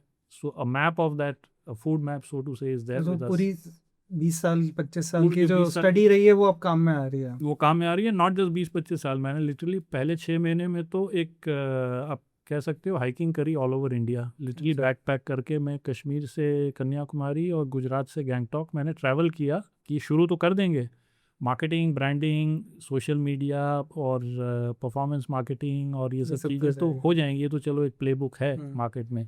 ये वाला मुश्किल है, ये चीज़ कहाँ से आएगी, किस फार्मर ग्रुप से, किस लोकेशन से, क्योंकि हमारा प्रॉमिस वही है कि जिस जगह की जो चीज़ है वो लेके आ रहे हैं traditional, and hence it is going to be tastier, healthier etcetera. तो फिर वो पूरा ट्रैवल किया, फार्मर से मिले, and that is how slowly we got to this. तो ये नाम कैसे पड़ा किसान से, और ये येलो कलर जो आप जिसकी ब्यूटीफुल टी शर्ट पहने हैं ये कैसे आया? Thanks so much for that compliment. तो yellow is the colour of Indian culture and agriculture, और कल्चर और एग्रीकल्चर दोनों बड़े ही स्ट्रॉन्ग बॉन्ड वाली चीज़ें हैं। कल्चर क्यों? बिकॉज येलो कलर हिंदुस्तान में सिग्निफाई करता है होप, एक नई सुबह, पॉजिटिविटी। बहुत लोग रिलीजियस कोनोटेशन भी रखते हैं अलग अलग रिलीजन में, नॉट जस्ट वन रिलीजन। तो आप फिलॉसफी देखिए, साइकोलॉजी देखिए, रिलीजन देखिए, बिलीफ सिस्टम देखिए, इंडियन कल्चर में येलो का बड़ा एक महत्व है। And it's generally, I am sitting in front of you, आपने इतना अच्छा कॉम्प्लीमेंट दिया कि कितना अच्छा लग रहा है पीला। तो एक वो, दूसरा agriculture, yellow is also the culture of agriculture, सरसों का खेत। एंड सो आप येलो देखते हैं, और हरा normally, yellow and green when you see, you associate it with agriculture. तो हमने कहा ये एक पॉजिटिव कलर जो हिंदुस्तान के कल्चर को भी सिग्निफाई करता है and also speaks of Indian agriculture, तो ये कलर लिया गया, and that is how yellow has become the primary colour on in our brand as well. और ये लोगो में लाल क्या है? ये बड़ा इंटरेस्टिंग क्वेश्चन आपने पूछा है। ये लाल बिंदी का तड़का हमने लगाया है कि more than 50% of the farmers in India are women. शायद बहुत लोगों को मालूम नहीं है। लोग नॉर्मली फार्मर, आप गूगल भी करते हो तो पहले 10 हाँ, मतलब आप एक सोचोगे भी तो एक मेल की फार्मर, जबकि उल्टा है। अभी आपने पूछा किसान से समागम, हमारे आधे से ज़्यादा अटेंडीज विमेन फार्मर्स थे। अच्छा। And they had come all the way, कोई चंबल से, कोई गोरखपुर से, कोई महाराष्ट्र से, कोई कहाँ से। तो एक तो विमेन फार्मर्स हैं, and hence they respect and hence they deserve the much needed respect they deserve. दूसरा जो कंज्यूमर हैं, जो घर में डिसीजन ले रही है, 80% decisions from a consumer stand point about the home grocery are made by women. तो जब विमेन इतना स्ट्रॉन्ग पार्ट है हमारे कंज्यूमर स्टोरी और फार्मर स्टोरी का, डिमांड स्टोरी का और सप्लाई स्टोरी का, we at least deserve to give them a bindi. So it's that bindi, and then again the red color, the color, the power of how you normally associate a bold red color with bindi भी है, positivity भी है, and that's how we put that the yellow strip with the Kisan Save. और उसमें GI and tag the- का वो भी है क्या? और एक GI टैग हमने एक डाला है से के ऊपर, Location. The location which is the story of our brand, कि आपको हर चीज़ एक पर्टिकुलर जगह से लेके आ रहे हैं कि इडुक्की का कार्डमम है, गोरखपुर का काला नमक चावल है, कश्मीर का वॉलनट है, पाटन का जीरा है, मुंशियारी का राजमा है, so that pin signifies the place of origin which is also the brand promise. तो एक चीज़ बताइए इसमें, what is your business model? मतलब इसमें फार्मर से, आप जैसे कहते हैं कि लोग D2C करते हैं, आप फार्मर टू कंज्यूमर करते हैं, F2C. बिल्कुल, आपने बड़ा अच्छा बोला, F2C, that's a good one. तो इसमें इकोनॉमिक्स क्या बनती है और उसमें फार्मर को क्या मिलता है? राइट. तो हमने बड़ा सोचा इस पे सौरभ, क्योंकि ट्रेडिशनली क्या हुआ है ना, अगर कोई अच्छे healthy food products, natural food products consumer तक आज तक ले भी गया है, तो फार्मर को एक रॉ डील मिली है. फार्मर को एटमोस्ट आप एक दिहाड़ी मजदूर जैसे ट्रीट करते हो. शुरू में मैंने आपको बताया 100 रुपया स्पेंड करते हो, फार्मर को 30 रुपया भी नहीं मिलता है. सो सबसे पहले तो किसान को अपनी सप्लाई चेन का एक एसेंशियल स्टेक होल्डर कैसे बनाएं, एक इंटीग्रल पार्ट कैसे बनाएं. उसके दो फ़ायदे हैं.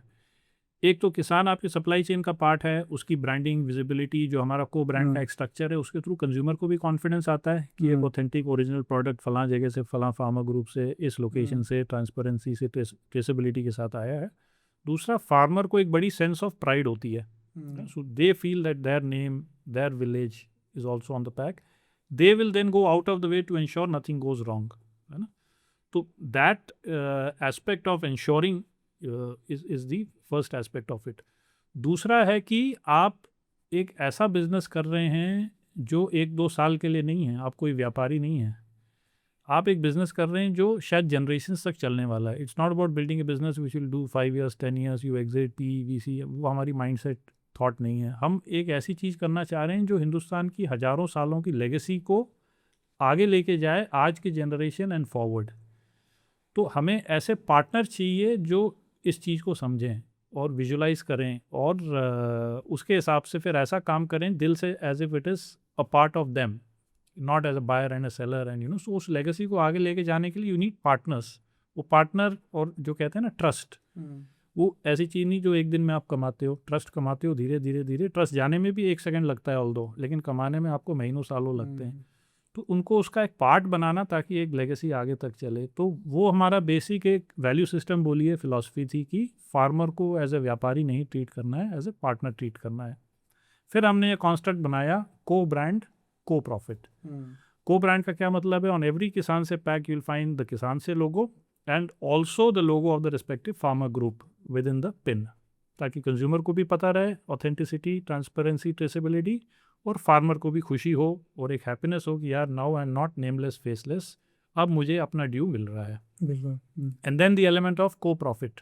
को प्रॉफिट का मतलब है जो भी ऑपरेशनल कॉस्ट है सप्लाई चेन की, फार्मर ग्रुप की, उस प्रोडक्ट को बनाने की, और जो भी डिस्ट्रीब्यूशन मार्केटिंग की कॉस्ट है किसान से की उसको बाज़ार तक मार्केट में ले जाने की, उस ऑपरेटिंग कॉस्ट को जोड़ के रेवेन्यू में से जो माइनस करके निकलता है प्रॉफिट, उसको हम 50-50 बेसिस पे शेयर करें. तो बड़ा ही एक इंक्लूसिव फेयर मॉडल है where the consumer gets a nice product, authentic product, F2C as you rightly coined it, farmer to consumer, and the farmer gets a fair share of the livelihood. You'll be very happy to know, जो मैंने शुरू में बोला था कि किसान को सिर्फ 30 रुपीज़ ऑन 100 मिलता है, एक ट्रेडिशनल इंडियन सप्लाई चेन में हम उसको 50 से 60 रुपीज़ दे पा रहे हैं थ्रू दिस मॉडल. यानी 30 से 60, यानी कि डबल इनकम. हमने डबलिंग फार्मर्स इनकम कर दी ऑलरेडी. और अब ये जो बाकी चीज़ें जो आपने भी रेफ़र करी थी सौरभ, कि build tourism around this, build experiences around this, ये एडिशनल लीवर्स होंगे. और ऐसा समय आएगा किसान से मॉडल के through once this scales up, कि वो जो 47% और 18% की आपने कहानी शुरू में बताई थी, 47% population contributing only to 18% of GDP, वो टोटली फ्लिप हो जाएगा. और 1:2.5 का जो रेशो है अभी, या 1:3 का जो लॉपसाइडेड रेशो है, वो 1:1 हो जाएगा. तो नितिन थोड़ा आगे बढ़ते हैं इसमें. ये बड़ा अच्छा आपने बताया जो बिजनेस मॉडल है और ये डबल इनकम कर रहे हैं. अब इसमें थोड़ा सा एक ऑमनी चैनल स्ट्रैटेजी पे थोड़ा बताइए. स्पेशली आप मार्केटिंग आपने बोला, एंड मैंने आपकी मेजर मार्केटिंग देखी LinkedIn, which is very unusual कि आप एक बहुत ही फाउंडेशनल ब्रांड बना रहे हैं और लिंक्डइन पे आप बढ़िया पोस्ट लिखते हैं, रील डालते हैं और बढ़िया चलता है. तो आपका थॉट क्या है? मेरे ख्याल से जो मुझे ऑब्जर्व हुआ है वो दो चीज़ें हैं, एक हाँ तो जी। Content correct. और एक organic channels. Organic channels, yes. So LinkedIn fortunately is a free channel. We don't spend a single rupee, single penny, thanks to the power of the network.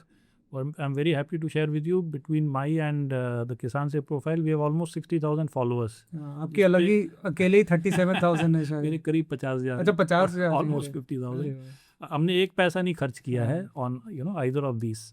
इसकी पावर ये होती है कि जैसे हमारा ब्रांड किसान से is very natural, raw, real, वैसे ही हमारी पब्लिसिटी भी नेचुरल, रॉ, रियल है। हमें कोई पैसे खर्च करने की ज़रूरत नहीं है। We are telling our story. It may be my story, it may be my farmer story, it may be my product story, it may be the domain industry story. हम एकदम अनफिल्टर्ड, रॉ तरीके से, जैसे आप कहते हो दिल से, ऐसे ही हम भी दिल से किसान से की स्टोरी सुनाते हैं। लोगों को वो बहुत पसंद आता है। Of course you need to do some paid insta boosting this that, distribution के लिए। लेकिन जो शुरुआत है, ये जो एक नींव है इसकी, वो ऑर्गेनिक रखते हैं तो लोगों में ट्रस्ट बहुत आता है। इनफैक्ट मेरे को जो अच्छा लगा, आप जैसे जैसे आप अभी हमें स्टोरी सुना रहे हैं अलग अलग, तो आप वो you are educating the customer. वो Correct. कस्टमर एजुकेट करके वो चाहे वो काला नमक आपसे ले, कहीं से ले, वो काला नमक प्राइस पे पहुंच जाएगा। बिल्कुल। If you are the best they will come to you. बिल्कुल, वो तो ultimately the product will speak, but at least getting to the point where people Awareness start बढ़ा देंगे। knowing you and getting awareness to a point where they start considering you. अभी तो सिर्फ consideration is good enough. Using a channel where you're not spending a single penny, then of course you'll find ways of engaging, educating, getting them back once they taste your product the first time. तो अगर कोई ये podcast जो देख रहा है and they are interested to explore, तो how can they discover और buy Kisan Se product? So Kisan Se, we mostly sell from our website, kisanse.com. We are shortly launching our app as well. We are also available in Amazon and a few marketplaces like Blinkit. We also sell only in Delhi NCR through about 60 stores, which are physical stores like Reliance Retail or some supermarkets in Gurgaon, Noida and Delhi. Online, we are present pan-India. And we, in fact, just to share with you, Saurabh, we get orders from 492 cities of India. Hindustan में 750 ज़िले हैं और 2/3 ज़िलों से हमें order आते हैं। हम नॉर्मली सोचते हैं कि दिल्ली, मुंबई, पुणे, बेंगलोर, हैदराबाद, लखनऊ, ऐसा नहीं है। हिंदुस्तान बहुत बड़ा है और हिंदुस्तान में अच्छा प्रोडक्ट की कद्र करने वाले और अच्छे प्रोडक्ट, डिफरेंशिएटेड प्रोडक्ट के लिए प्रीमियम देने वाले लोगों की संख्या बहुत है ना। It's not necessarily tyre 1, tyre 2 भी है, टायर 3 है। वो बेल कर्व होगा ज़रूर, you may gate larger majority from तो आपकी रीच मतलब, बट हमारी रीच है और लोगों ने हमें डिस्कवर किया। And just as a 2-year-old brand, we didn't have so much of money to publicise, इतने लोगों ने हमें डिस्कवर किया, is in itself a very big revelation. और हम खुद सरप्राइज थे कि कहाँ से कोई पुलवामा से ऑर्डर कर रहा है, कोई चंद्रपुर से कर रहा है, कोई कोहिमा से कर रहा है, ऐसी जगह जो शायद हम भी नहीं गए, वहाँ से लोग डिस्कवर कर रहे हैं हमें अपने आप। हमारे लोग बोलते हैं कि गोरखपुर काला नमक चावल तो एक है, we have other varieties from south, west, east. उल्टा होता है, चेन्नई से गोरखपुर काला नमक चावल डेली 50 ऑर्डर आते हैं। अच्छा। तो of course cross cultural, and now with Google and ChatGPT and all the public domain information sources, you discover and process a lot more of information. फिर आपका ऑमनी चैनल, आप उसके एक्सपर्ट हैं, which is also the title of your podcast. तो करते करते करते फिर एक ऐसे पॉइंट पे आते हो, then you want to expand your funnel, expand your reach. फिर आप कहते हैं चलो सिर्फ अपना वेबसाइट नहीं है, थोड़ा डिस्कवरेबिलिटी बढ़ाते हैं, सैम्पलिंग कराते हैं, चलो 5 SKU अमेज़ॉन पे भी डाल दो, 6 SKU ब्लिंकिट पे भी डाल दो। फिर धीरे धीरे लोग पहचानेंगे, पुल आएगा, फिर आप दुकानों में जाइए, क्योंकि दुकान में शुरू में जाओगे तो कोई पहचानेगा नहीं आपको। हाँ। आप तो पैसा डाल दिया, माल डाल दिया, भूल जाओ फिर 6 महीने, लेकिन वो बिकना भी चाहिए। और आपका जो इंस्टेंस, आपका जो एक्सपीरियंस है इस सेगमेंट में, I think that is much more valuable than mine. तो आप भी शेयर करिए कि किसान से को क्या इसी स्ट्रैटेजी पे चलना चाहिए या कुछ और करना चाहिए। तो जब भी मैं ऑमनी चैनल बोलता हूँ ना, मैं 3 चीज़ें कोर में रहती है। एक होती है सेल्स, एक होती है मार्केटिंग, होता है एक्सपीरियंस। तो सेल्स में तो अब आपने कोर एक्सपेंशन शुरू कर दिया है, आपने पहले मार्केट प्लेसेस और वेबसाइट, और आपने अब ऐप भी लॉन्च कर दी है। तो ऐप से रिपीट आना शुरू हो जाएगा। जो लोग आपके फैंस हैं, सुपर फैंस, आप में पहुंच जाएंगे, जो रेगुलरली ऑर्डर करते जाएंगे। और ऑफलाइन में आप जा रहे हैं तो जैसे चाहे वो आपकी कंटेंट या पॉडकास्ट से जैसे लोग अवेयरनेस बढ़ेगी, तो जब वो स्टोर में देखेंगे, अच्छा ये GI टैग वाला किसान से जो है ये मैंने देखा हुआ है, तो लेट मी ट्राई इट। तो ऑफ द शेल्फ में ये थोड़ा कमीशन जाता है, पर स्टेपल्स के साथ ही बिकता है। ठीक बात है। तो मेरे ख्याल से सेल्स इज वेयर डिस्ट्रीब्यूशन आपका बढ़ेगा, और कंटेंट अवेयरनेस जो आप कर रहे हैं मेरे ख्याल से इसी को हमें बढ़ाना है, उसी को बढ़ाना है। एंड एंड में ये सब अगर सही है, मोस्ट इंपॉर्टेंट है कस्टमर का एक्सपीरियंस, जो हमने उसको वादा किया है वो उसको मिले। ठीक बात है। एंड इसमें मेरे को कई बार ये भी चीज़ लगती है कि जो चीज़ और मतलब टेस्टी इज़ वेरी सब्जेक्टिव है ना, मतलब मैंने एक 100 रुपये का भी राइस खाया, 500 रुपये का भी राइस खाया, तो हाउ डू आई सी कि उसमें मुझे मज़ा आया नहीं आया। ठीक बात है। तो एक्सपेक्टेशन कैसे सेट करना। तो मुझे किसी ने बोला था कि व्हाट इज़ कस्टमर एक्सपीरियंस, लोग एनपीएस से मेजर करते हैं, सीसैट से मेजर करते हैं, तो उसने कहा था कि what you pay for and what you expect. Got it. तो what you expect divide by what you pay for, अगर इसका रेशो गड़बड़ है तो एक्सपेक्टेशन मैनेजमेंट फर्स्ट ऑफ हाँ, ऑल। एक्सपेक्टेशन और डिलीवरी, अगर वो 1 चल रहा है ठीक है, अगर वो 1 के ऊपर चल रहा है, delivery is better than expectation, ठीक बात है। We are good. पर कई बार क्या होता है, हमारी मार्केटिंग इतनी ज़्यादा इंटरेस्टिंग हो जाती है कि एक्सपेक्टेशन जबरदस्त होती है, और फिर लोग कहते हैं यार मैंने तो ऐड में ये दिखा था। तो आपने सॉरी टू कट यू यार, बड़ा इंटरेस्टिंग पॉइंट बोला। आप जब मार्केटिंग करते हैं, क्रिएटिव चलाते हैं, कुछ बोलते हैं, तो you create a certain imagery in the minds of the customer which में समटाइम्स ऑल्सो कन्फ्यूज, क्योंकि वो फिर वो सपने की तरह कुछ और ही एक्सपेक्ट करने लग जाते हैं, और कभी कभी बहुत सारी आपकी रियलिटीज़ होती हैं जो आप बताते नहीं हैं। बड़ा अच्छा आपने पॉइंट बताया। मैं आपको 2 एग्जांपल बताता हूँ। चावल का लंबा होना, परसेप्शन। कितने हमारे कस्टमर है जो चावल जब पहुंच जाता है, ऑल्दो लिखा है लिस्टिंग में पैक पे सब ये शॉर्ट ग्रेन है, ट्रेडिशनल है, end of course tasty, healthy, nutrition information, तो लोग बोलते हैं यार ये तो आपने चावल का टुकड़ा भेज दिया, ये तो रिजेक्टेड माल भेज दिया, ये तो असली चावल नहीं है, ये तो जो बच गया था चावल फैक्ट्री में वो आपने भेज दिया। अब उनको ये समझाना, कंज्यूमर बिहेवियर को चेंज करना इज ए टास्क, क्योंकि अनलर्निंग करनी है। अनलर्निंग, क्योंकि 3 जनरेशन से आपने जो चीज़ देखी नहीं है, वो अचानक से असली चीज़ भी आपको दे रहे हैं तो बोल रहे हैं नकली है, क्योंकि आपने नकली खाई। दूसरा, imported almonds versus Kashmiri almonds, जिसको हम मामरा बोलते हैं, या वॉलनट। अब परसेप्शन है कि इम्पोर्टेड वाला है, बड़ा है, मे बी वो हाइब्रिड है, या जिस भी तरीके से वो उगा हुआ है कमर्शियल तरीके से, भले ही उसमें तेल नहीं है, भले ही उसका ऑयल कंटेंट 2/3 होगा, भले ही वो chemically high heat high pressure treatment से गुजरा होगा, भले ही वो हेल्थ में इतना अच्छा भी नहीं होगा, लेकिन परसेप्शन यार हमको तो वही वाला चाहिए। अब ये है तो छोटा कश्मीरी मामरा, फिर कंप्लेंट आएंगी, लेकिन अरे यार ये तो आपने रिजेक्टेड माल भेज दिया हमें। हम बोलते भाई खा के तो देखो 4 दाने। अब ब्लाइंड टेस्ट करोगे, खाओगे तो बोलोगे वाह यार ऐसा मीठा तो हमने कभी खाया ही नहीं। But getting to a point, and लोग जो बात करते हैं ना नेचुरल फूड और ये सब खाना तो हर कोई चाहता है, लेकिन परसेप्शन है कि ऐसा होगा, इमेजरी ऐसी है, अब उसको कन्विंस करना है। जैसे मामरा बताया मतलब छोटा होता है, कभी कभी कड़वा भी हो सकता है, कभी कभार। क्यों कड़वा? क्योंकि उसको कोई साइंटिफिक हाइब्रिडाइजेशन नहीं किया गया है, लाइक इन द वेस्ट तो परफेक्ट नहीं है। वहाँ तो हर पेड़ से एक जैसा दाना हर पेड़ का निकलेगा, मैन्युफैक्चर्ड लगता है। यहाँ तो एक पेड़ में ही 25 दाने निकलते हैं अलग अलग साइज के। पेड़ के ऊपर वाला, नीचे वाला अलग है, धूप वाला, छांव वाला अलग है, और ये 500-600 साल से उगते आ रहे हैं वहाँ पे। 60-70 साल पुराने तो पेड़ हैं। अब उसमें कोई डॉक्टर ने, कोई प्लांट साइंटिस्ट ने तो उसको बनाया। बेसिकली जो आप कहना चाह रहे हैं कि हमें, अगर हम नेचुरल और रियल फूड खाएंगे तो हमें रॉनेस को एक्सेप्ट करना पड़ेगा। नेचुरली इम्परफेक्ट जैसे कहते हैं, वो imperfection is a feature. Imperfection is a feature, number 1। Number 2, जो इम्परफेक्ट होगा वही अच्छा भी होगा। जितनी उसमें छेड़छाड़ होगी, जितनी स्टैंडर्डाइजेशन होगी। आप मोबाइल फ़ोन ले लीजिए सुंदर बढ़िया, आप कपड़ा ले लीजिए बढ़िया, लेकिन फूड में inner beauty is more important than the outer beauty, because if you have created outer beauty you have compromised on something. कुछ तो छेड़छाड़ करी आपने उसको उगाते टाइम, या उगाने से भी पहले उसका सीड बनाते टाइम। जैसे मैं यूएस गया था ना, वहाँ पे अगर जाओ तो केले भी एकदम सेम, सेब भी सेम, आम भी सेम, सारे एकदम सारे। आपको एक बड़ी इंटरेस्टिंग कहानी सुनाता हूँ। एक यूएस की टॉप 10 यूनिवर्सिटी का मुझे नाम याद नहीं आ रहा है, एमबीए प्रोग्राम के स्टूडेंट पता नहीं कहाँ से 6 महीने पहले हमारे ऑफिस में आए for a 2-hour visit. They were doing in India recce, so they somewhere heard about Kisan से, कहीं लिंक्डइन में देख, लिंक्डइन से वो लोग आए थे। आपने लिंक्डइन का जिक्र किया कि आप बड़ा यूनिक काम कर रहे हैं, और हमने एक पूरा सेशन लिया, उनको अपने छोटे से ऑफिस में बिठाया, और most of them were Americans, 60-70%, 30% क्योंकि यूएस यूनिवर्सिटीज़ में you find global audience, Europe से भी थे, फार ईस्ट से भी थे, और उनको हमने प्रोडक्ट सैम्पल कराए। तो 9 out of 10 पीपल ने बोला जब वो बादाम खाए कि ये तो हमारे कैलिफोर्निया में मिलता ही नहीं है, ये स्वाद, ये क्या खिला दिया आपने हमें, ये देखने में तो इतना पिद्दी सा है। क्या टेस्ट है, और वो खरीद के लेके गए 2-2 किलो 3-3 किलो कि हमको कैलिफोर्निया का आमंड से ज़्यादा अच्छा लगा ये वाला।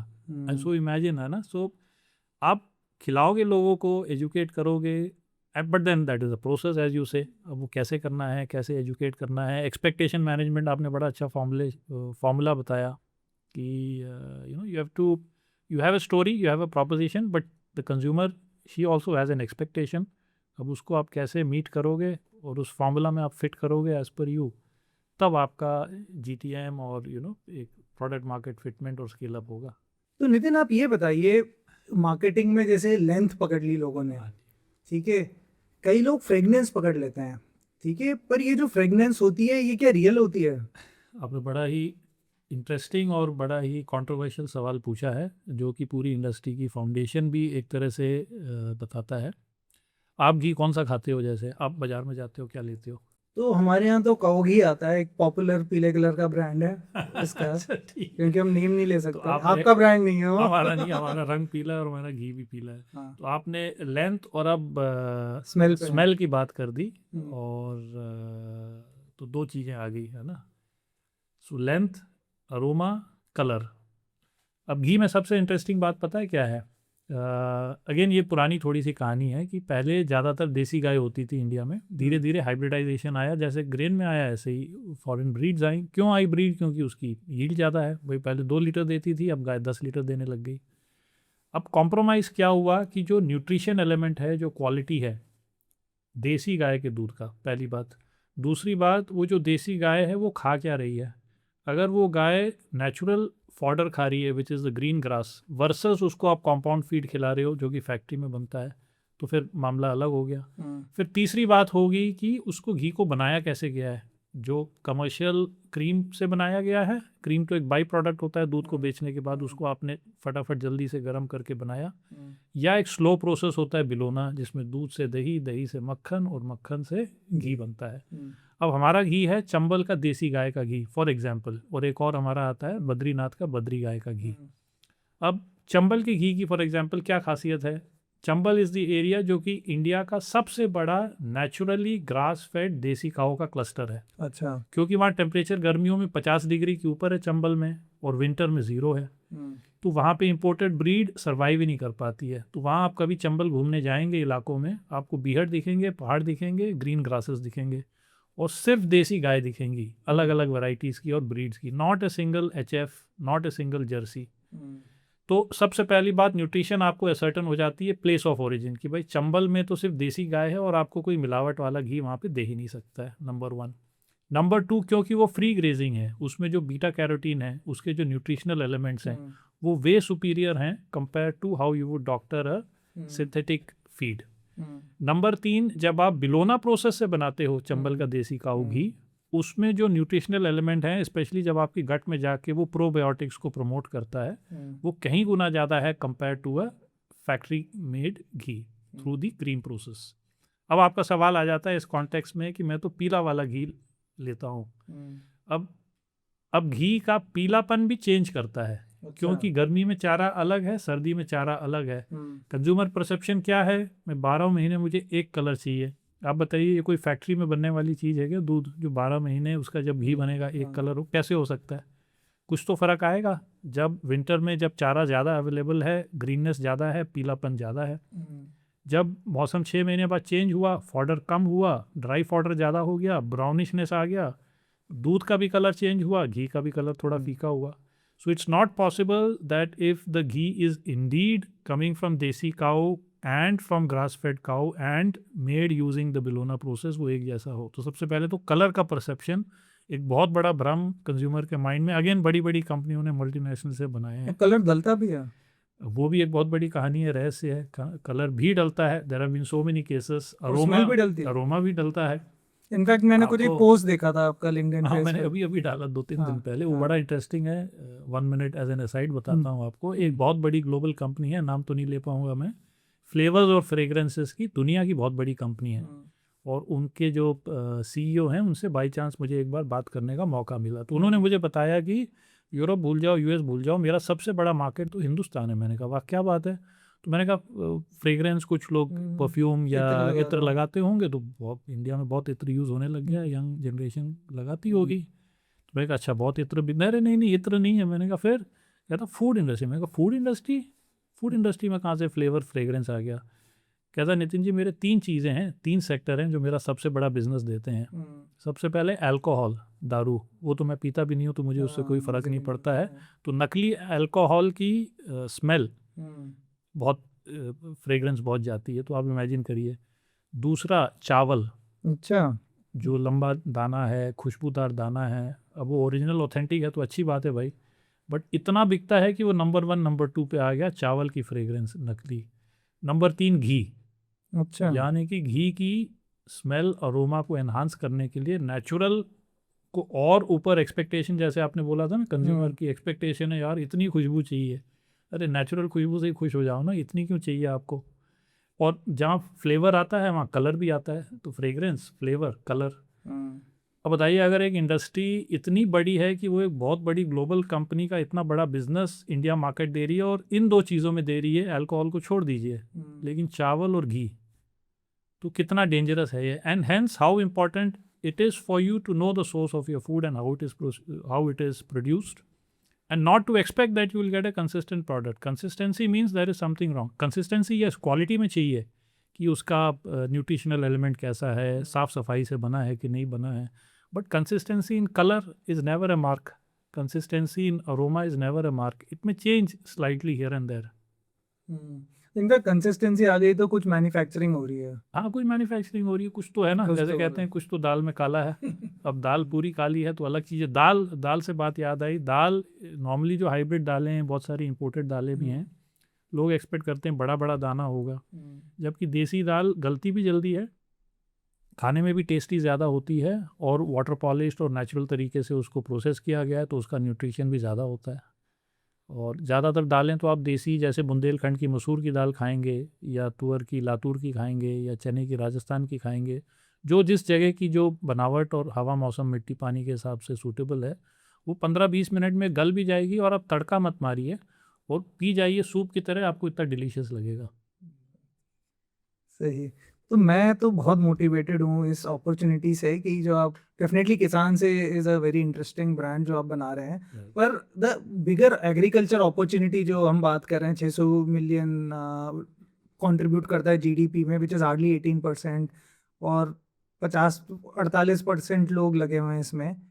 तो आपके हिसाब से मतलब इसमें टेक, एआई, एनालिटिक्स का कोई रोल है, मतलब इस पूरे इकोसिस्टम में? अगर हम जस्ट वी गो बियॉन्ड ये पूरे इकोसिस्टम में, आपको क्या लगता है कहाँ कहाँ इसमें यूज़ हो सकता है? तो टेक एआई का रोल है ज़रूर, बट नॉर्मली क्या होता है, जो टेक वाले लोग होते हैं, मैं खुद एक सॉफ्टवेयर इंजीनियर था जब मैं इंजीनियरिंग करके निकला था, हम नॉर्मली क्या करते हैं, सोल्यूशन लाते हैं, फिर प्रॉब्लम ढूंढते हैं, फिर ज़बरदस्ती रेट्रोफिट करते हैं, यार ये सोल्यूशन यहाँ लग जाएगा, ये ना करें। ये सबसे बड़ी दिक्कत है एग्रीकल्चर में, और शायद और डोमेन्स में भी यही हो रहा है ना, and you know it much more than me.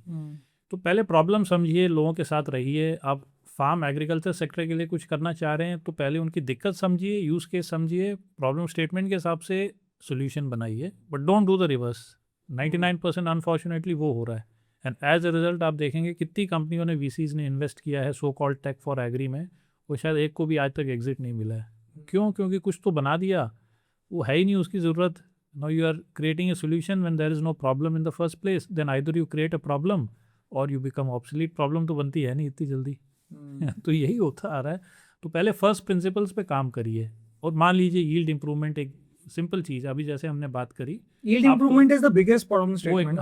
वो it's not IT but it's T, it is tech, है ना। अब आपको टेक्नोलॉजी लानी है for improving the yield of the traditional crops, कि उनकी जो जेनेटिक प्योरिटी है, जो कि इंडिस्क्रिमिनेट ब्रीडिंग से, आपने साइंटिफिकली करी नहीं ब्रीडिंग, वो नेचर ने जैसे ब्रीडिंग करी वो उसकी वैरायटियाँ बन गई। अब उसको कैसे रिस्टोर करना? अब जैसे काला नमक चावल तो बहुत पुराना है, गोरखपुर का, है ना, या बहुत सारी और वैरायटीज़ हैं इंडिया में ट्रेडिशनल। अब उनकी जेनेटिक प्योरिटी से उसकी खुशबू, उसका टेस्ट, उसका न्यूट्रिशन अगर आप वापस ला पाएँ जो उसकी एक्चुअल वैरायटी थी, that is a solid contribution to combining tradition and science, and then making something that is going to be beneficial to consumers and farmers at large. मैं एक रिपोर्ट पढ़ रहा था, मैकेंजी की थी 2025 की, एक एग्रीकल्चर के ऊपर ही था, तो उसमें लिखा हुआ था कि इंडिया की यील्ड इज़ मेरे ख्याल से यूएस और ब्राज़ील की काफ़ी हाई होती है, एंड इंडिया की ऑन एन एवरेज 35% पुअर है उनसे। कुछ चीज़ों में हाँ, मतलब इट्स नॉट स्टैंडर्ड, कुछ चीज़ों में तो हम बेटर भी हैं, कुछ चीज़ों में बराबर भी हैं, कुछ चीज़ों में कम भी हैं। अब वही है ना, आप साइंस को जब यूज़ करते हैं, यील्ड बढ़ाते हैं, तो आप किन पैरामीटर्स को और किन फीचर्स को उभार रहे हैं और किन को नीचे कर रहे हैं to develop a variety. Now whether it is desirable or not, whether it's to be done or not, that's a very big debate in itself. तो एक चीज़ बताइए इसमें नितिन, आपने अब कोई इसमें करियर बनाना चाह रहा है, शुरू करना चाह रहा है, इसको एक्सप्लोर करना चाह रहा है, in fact there is second generation of farmers whose kids are now thinking कि मैं इसमें क्या करूं। करेक्ट। तो आप तो मैकेनिकल इंजीनियरिंग से यहाँ पहुंच गए पैशन से, what are avenues they can go and learn and get educated?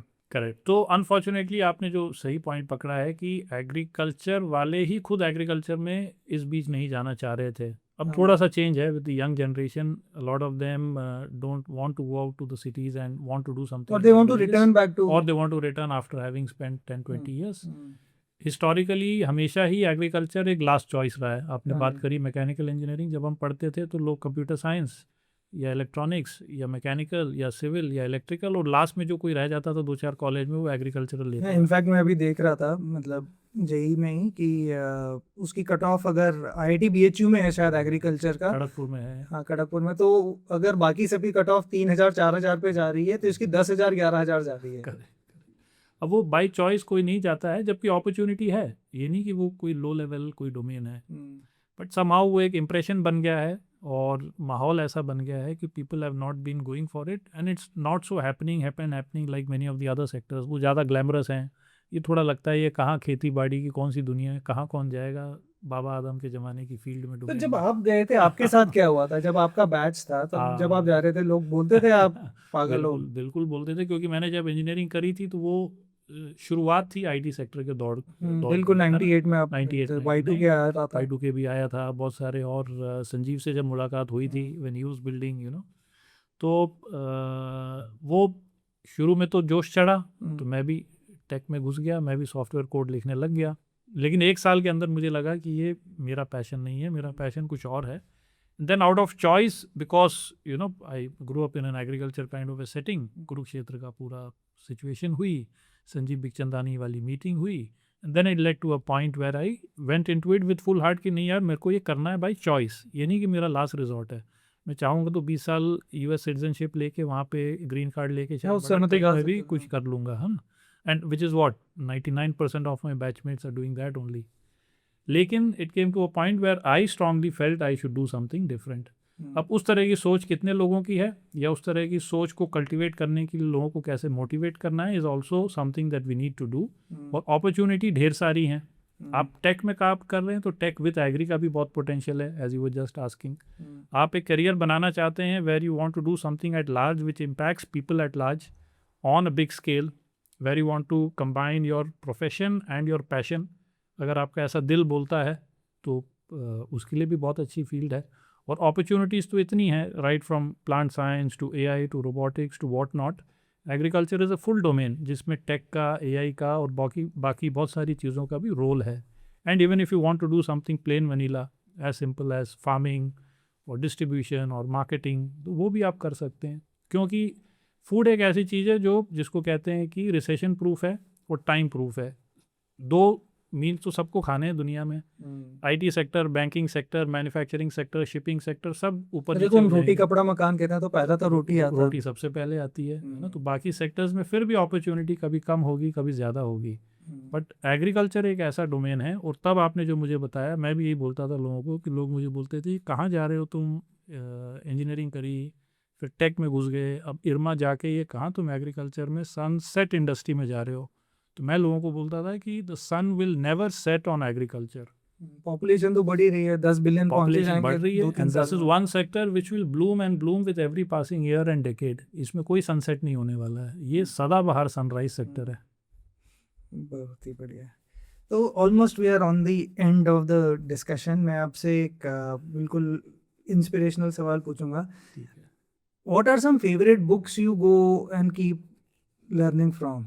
So I too had a dream. सबको अच्छा. जिसको भी थोड़ा भी एक इंक्लिनेशन है towards food, agriculture, I too had a agribusiness, dream. Development sector, Dr. Kurian. Doctor Kurian की biography मैं 20 बार पढ़ आप चुका मिले हूँ. उनसे? मैं बहुत बार, क्योंकि हम तो बच्चे थे उस टाइम जब हम अच्छा. यहाँ में तो पढ़ते क्या थे. सीखे आप उनसे, मतलब what? बहुत कुछ सीखा. तो ethics, integrity, and thirdly most importantly balancing between your profession, wisdom, scientific temper, modern knowledge, and the traditional wisdom of farmers, and how to marry the two to create magic, which is what Amul did, which is what IRMA as an institution did, which is what we at Kisan Se are trying to IRMA do. की थोड़ी story बताइए ना, क्या था इरमा कैसे IRMA की आया? बड़ी इंटरेस्टिंग स्टोरी है, 2 मिनट में आपको सुनाता हाँ. हूँ. और डॉक्टर डॉक्टर संजीव ने तो इसके बारे में जिक्र किया ही था. हम्म, तो डॉक्टर कुरियन ने जब अमूल शुरू किया था, तो जब उनको- ऑपरेशन फ्लड जब ऑपरेशन फ्लड हुआ, which was 1960s 70s, and उसके बाद उनको लगा कि एक ऐसा इंस्टीट्यूशन होना चाहिए जो ऐसे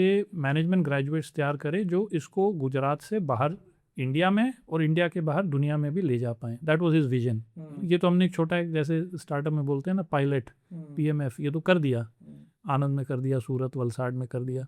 अब इसको देश भर में और दुनिया में लेके जाने के लिए, but you need a different breed of professionals जो प्रोफेशनलिज्म, मैनेजमेंट साइंस भी समझते हों और वो इमोशनली कंफर्टेबल हैं वर्किंग विद अ फार्मर.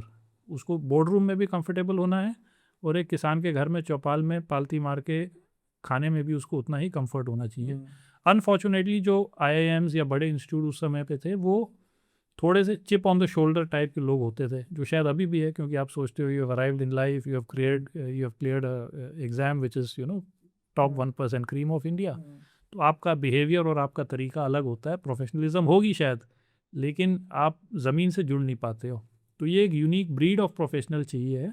इसके लिए मुझे प्रोफेशनल चाहिए. तो वो गए IIM अहमदाबाद, और IIM अहमदाबाद वालों ने उनका बड़ा मजाक उड़ाया कि तुम तो गाय और भैंस के तबेलों के लिए स्टूडेंट बोल रहे हो, हमारे पास नहीं है. Those were the words used and it's there in the book when you read it. तो कुरियन को बड़ा गुस्सा आया कि क्या समझ रहे हैं मुझे, मतलब मैं एक वर्ल्ड क्लास इंस्टीट्यूशन बनाने की बात कर रहा हूँ, ये तो मैग्नीट्यूड और ग्रेविटी ऑफ द अपॉर्चुनिटी समझ ही नहीं रहे हैं. ये गाय भैंस के तबेले वाले बोल रहे हैं मेरे बच्चों को, टू बी बच्चों को जिनको मैं ग्रूम करना चाहता हूँ फॉर ग्रेट लीडरशिप रोल्स. तो ना बोला ये सब छोड़ो, मैं अपना एक इंस्टीट्यूट बनाऊंगा. And he got the top-notch faculty from IIM Ahmedabad to be on the faculty of IRMA overnight, and 2 other institutes of very reputed institutes. और उन्होंने बोला तुमने मुझे बोला कि गाय के तबेलों जैसे और भैंस के तबेलों जैसे मैं अपने स्टूडेंट्स को और अपने स्टाफ को और अपना पूरा जो इंफ्रा ऐसा बनाऊंगा कि वो लोग बोलेंगे कि यहाँ पे प्रिंसेस और प्रिंसेसेस पढ़ती हैं और पढ़ते हैं. तो उन्होंने कैंपस भी ऐसा सोचा कि इवन जो बच्चों का जो रूम है वो XYZ top notch management institute से कई गुना बेटर होना चाहिए. कि तुमने मुझे वहाँ तबेला बोला, मैं यहाँ तुमको तबेला दिखाता हूँ कि तुम्हारा क्या है और मेरा क्या है. तो I am just saying on a lighter note, that was his vision. फिर पैसा चाहिए. तो उनका एक बड़ा अच्छा फेवरेट डायलॉग होता था, जो हमें भी जब हम बच्चे थे वो सुनाते थे. कहते थे या तो भीख मत मांगो, डोंट बेग, लेकिन इफ़ यू बेग, अगर भीख मांगो तो बेग रॉयली. तो उन्होंने 40-50 मिलियन स्विस फ्रैंक्स और यूरोस बड़ी बड़ी organisation, Swiss development corporation, Ford foundation से मांगे कि भाई मैं एक वर्ल्ड क्लास इंस्टीट्यूट बनाने जा रहा हूँ. ये बाकी इंस्टीट्यूट तो आजकल जो इंडिया में आपको देखते हैं ये कुछ भी नहीं है, ये उनसे भी आगे होगा. और ये डेवलपमेंट सेक्टर में इतना बड़ा काम करेगा जिसमें डेवलपमेंट के ग्रेजुएट्स रियल सोशल प्रॉब्लम्स को डील करेंगे through modern science and professional management, and I want your assistance. तो पैसा लेके आए और फिर एक वर्ल्ड क्लास कैंपस बनाया, which was the best, and even till today it's one of the best, despite 40-45 years हो गए हैं, 46 years हो गए हैं rather. तो ये उनका विजन था कि एक ऐसा एक इंस्टीट्यूट बने जो एक लेगेसी जनरेशन ऑन जनरेशन बच्चों को तैयार करे जो इस काम को आगे लेके जा पाएँ. और मेरे साथ तो बहुत ही एक इंटरेस्टिंग किस्सा हुआ था. हम लोग कुछ ग्रेजुएट्स थे, हम लोग कुछ बच्चे थे जिन्होंने कैंपस प्लेसमेंट से ऑप्ट आउट किया था. अच्छा. तो 50 बच्चों का बैच होता था उस ज़माने में, and some 13 of us opted out. हमने ऑप्ट आउट किया, लेकिन हमने एक ऑफ कैंपस प्लेसमेंट ड्राइव करी. हमने अपनी इनोसेंस में इरमा का लोगो उसमें लगा दिया और कुछ कुछ लिख दिया, as if it was appearing as if it was a IRMA brochure, but actually it was not. वो हमारा इंटेंट भी नहीं था, हम तो बच्चे थे, हम कॉपीराइट और ट्रेडमार्क और ये सब तो समझते नहीं थे. अब वो हमने 1000 कंपनियों को कुरियर कर दिया। उस जमाने में internet was not so popular, so you would literally courier 1000 letters and 1000 brochures to companies. किसी एक कंपनी ने गलती से ऑफिशियल चैनल पे कॉल कर दिया प्लेसमेंट कमेटी को कि आपने तो चिट्ठी भेजी थी और ये नंबर और ये एड्रेस पे तो हम संपर्क कर नहीं पा रहे हैं, तो ये हम आना चाहते हैं। तो हमारी कोशिश क्या थी, हम उस टाइम सोचते थे, हम 13 बच्चे आउट ऑफ द 50, कि हम डेवलपमेंट सेक्टर में नहीं जाएंगे। तब तक IRMA was very closed and placements were only done in the development sector, either NDDB, IRMA kind of institutions or NGOs working in rural areas. क्योंकि तब क्या था, इकोनॉमी इतनी खुली नहीं थी। तो एक परसेप्शन था कि प्राइवेट सेक्टर में नहीं जाना है, दीज गाइज आर अनटचेबल, और प्राइवेट सेक्टर कभी भी किसान का उद्धार नहीं करेगा, ऐसी एक सोच थी। तो फिर डॉक्टर कुरियन तक ये बात पहुंची। तो डॉक्टर कुरियन ने, हमने, जैसे आप और मैं बैठे हैं, हम तो बच्चे थे, वैसे टेबल में हमें एक शो कॉज नोटिस दिया गया कि भाई तुम्हारे 2 साल बहुत पढ़ लिया तुमने, अब ये तुमने ये काम जो किया है, इस कांड के लिए हम तुमको जवाब मांग रहे हैं। एक एक जना लिख के दो इंडिविजुअली शो कॉज नोटिस, ये तुमने जो किया है और मिस रिप्रेजेंटेशन और मिस यूज़ किया है, और तुमको क्यों ना निकाला जाए। अब बताओ, हम पे जैसे पहाड़ टूटा, 2 साल निकल गए, पढ़ाई हो गई, तब तो चैट जीपीटी भी नहीं था। चैट जीपीटी भी नहीं था, कुछ नहीं कर सकते। अब ये तो 2 साल का कोर्स भी ख़त्म होगा, वो भी डिग्री भी नहीं मिलेगी, जो नौकरी बची कुची लग सकती थी वो भी नहीं लगेगी। अब करेंगे क्या भाई? अच्छा, और पेरेंट्स को भी नहीं बता सकते उस ज़माने में, दे वुड गेट वरीड, क्योंकि हम कहाँ थे, पेरेंट्स कहाँ थे उस ज़माने में। It was little difficult to travel, communicate. वो जैसे तैसे करके हमने एक मीटिंग ऑर्गेनाइज करी गई by the official placement coordinator, one of our professors at the institute, और हमने तो लिटरली उनसे माफ़ी मांगना, रोना पीटना शुरू कर दिया।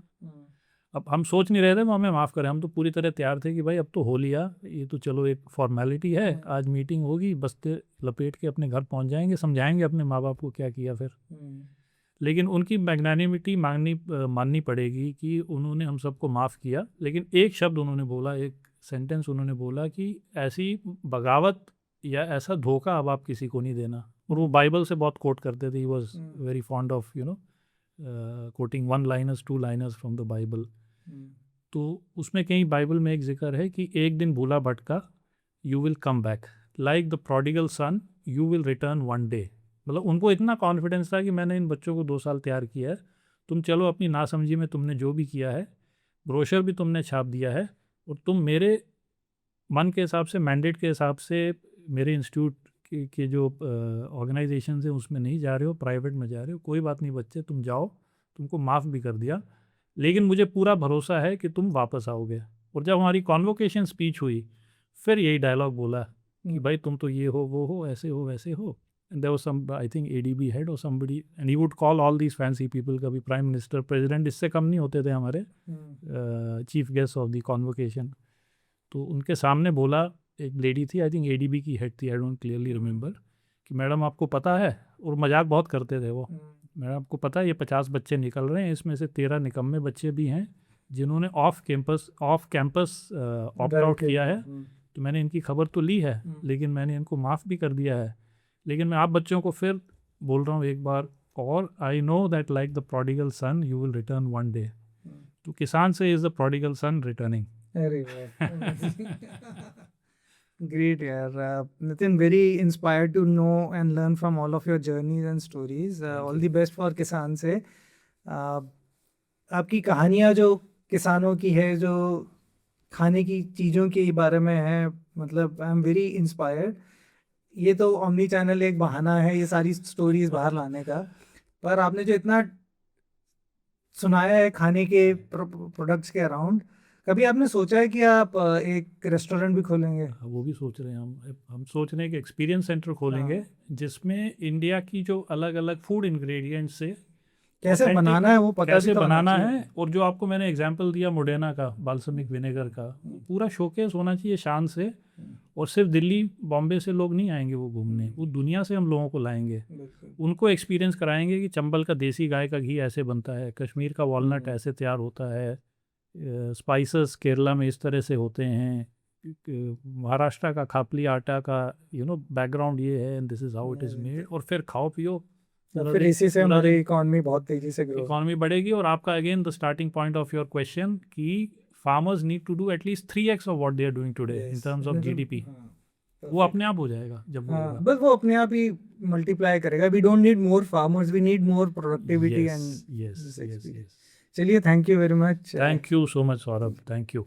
Thank you for watching Dil Se Omni podcast. We love having conversations on omni-channel growth, covering different areas of brand stories, SEO, marketing strategies, investor conversations. If you're someone very interested in omni-channel talks, do subscribe to our channel and also subscribe to our newsletter to get a PDF summary of the conversation. And if there is some interesting guest in your mind which you want to recommend, we have a form down below which you can fill in. Would love to learn more about the questions and conversations you're having in your head. Put a comment below. Would definitely answer each of them. So keep watching us. Looking forward to bringing you interesting episodes every time. Do like, share, subscribe to our channel. Thank you for all your love and comments which you keep sharing.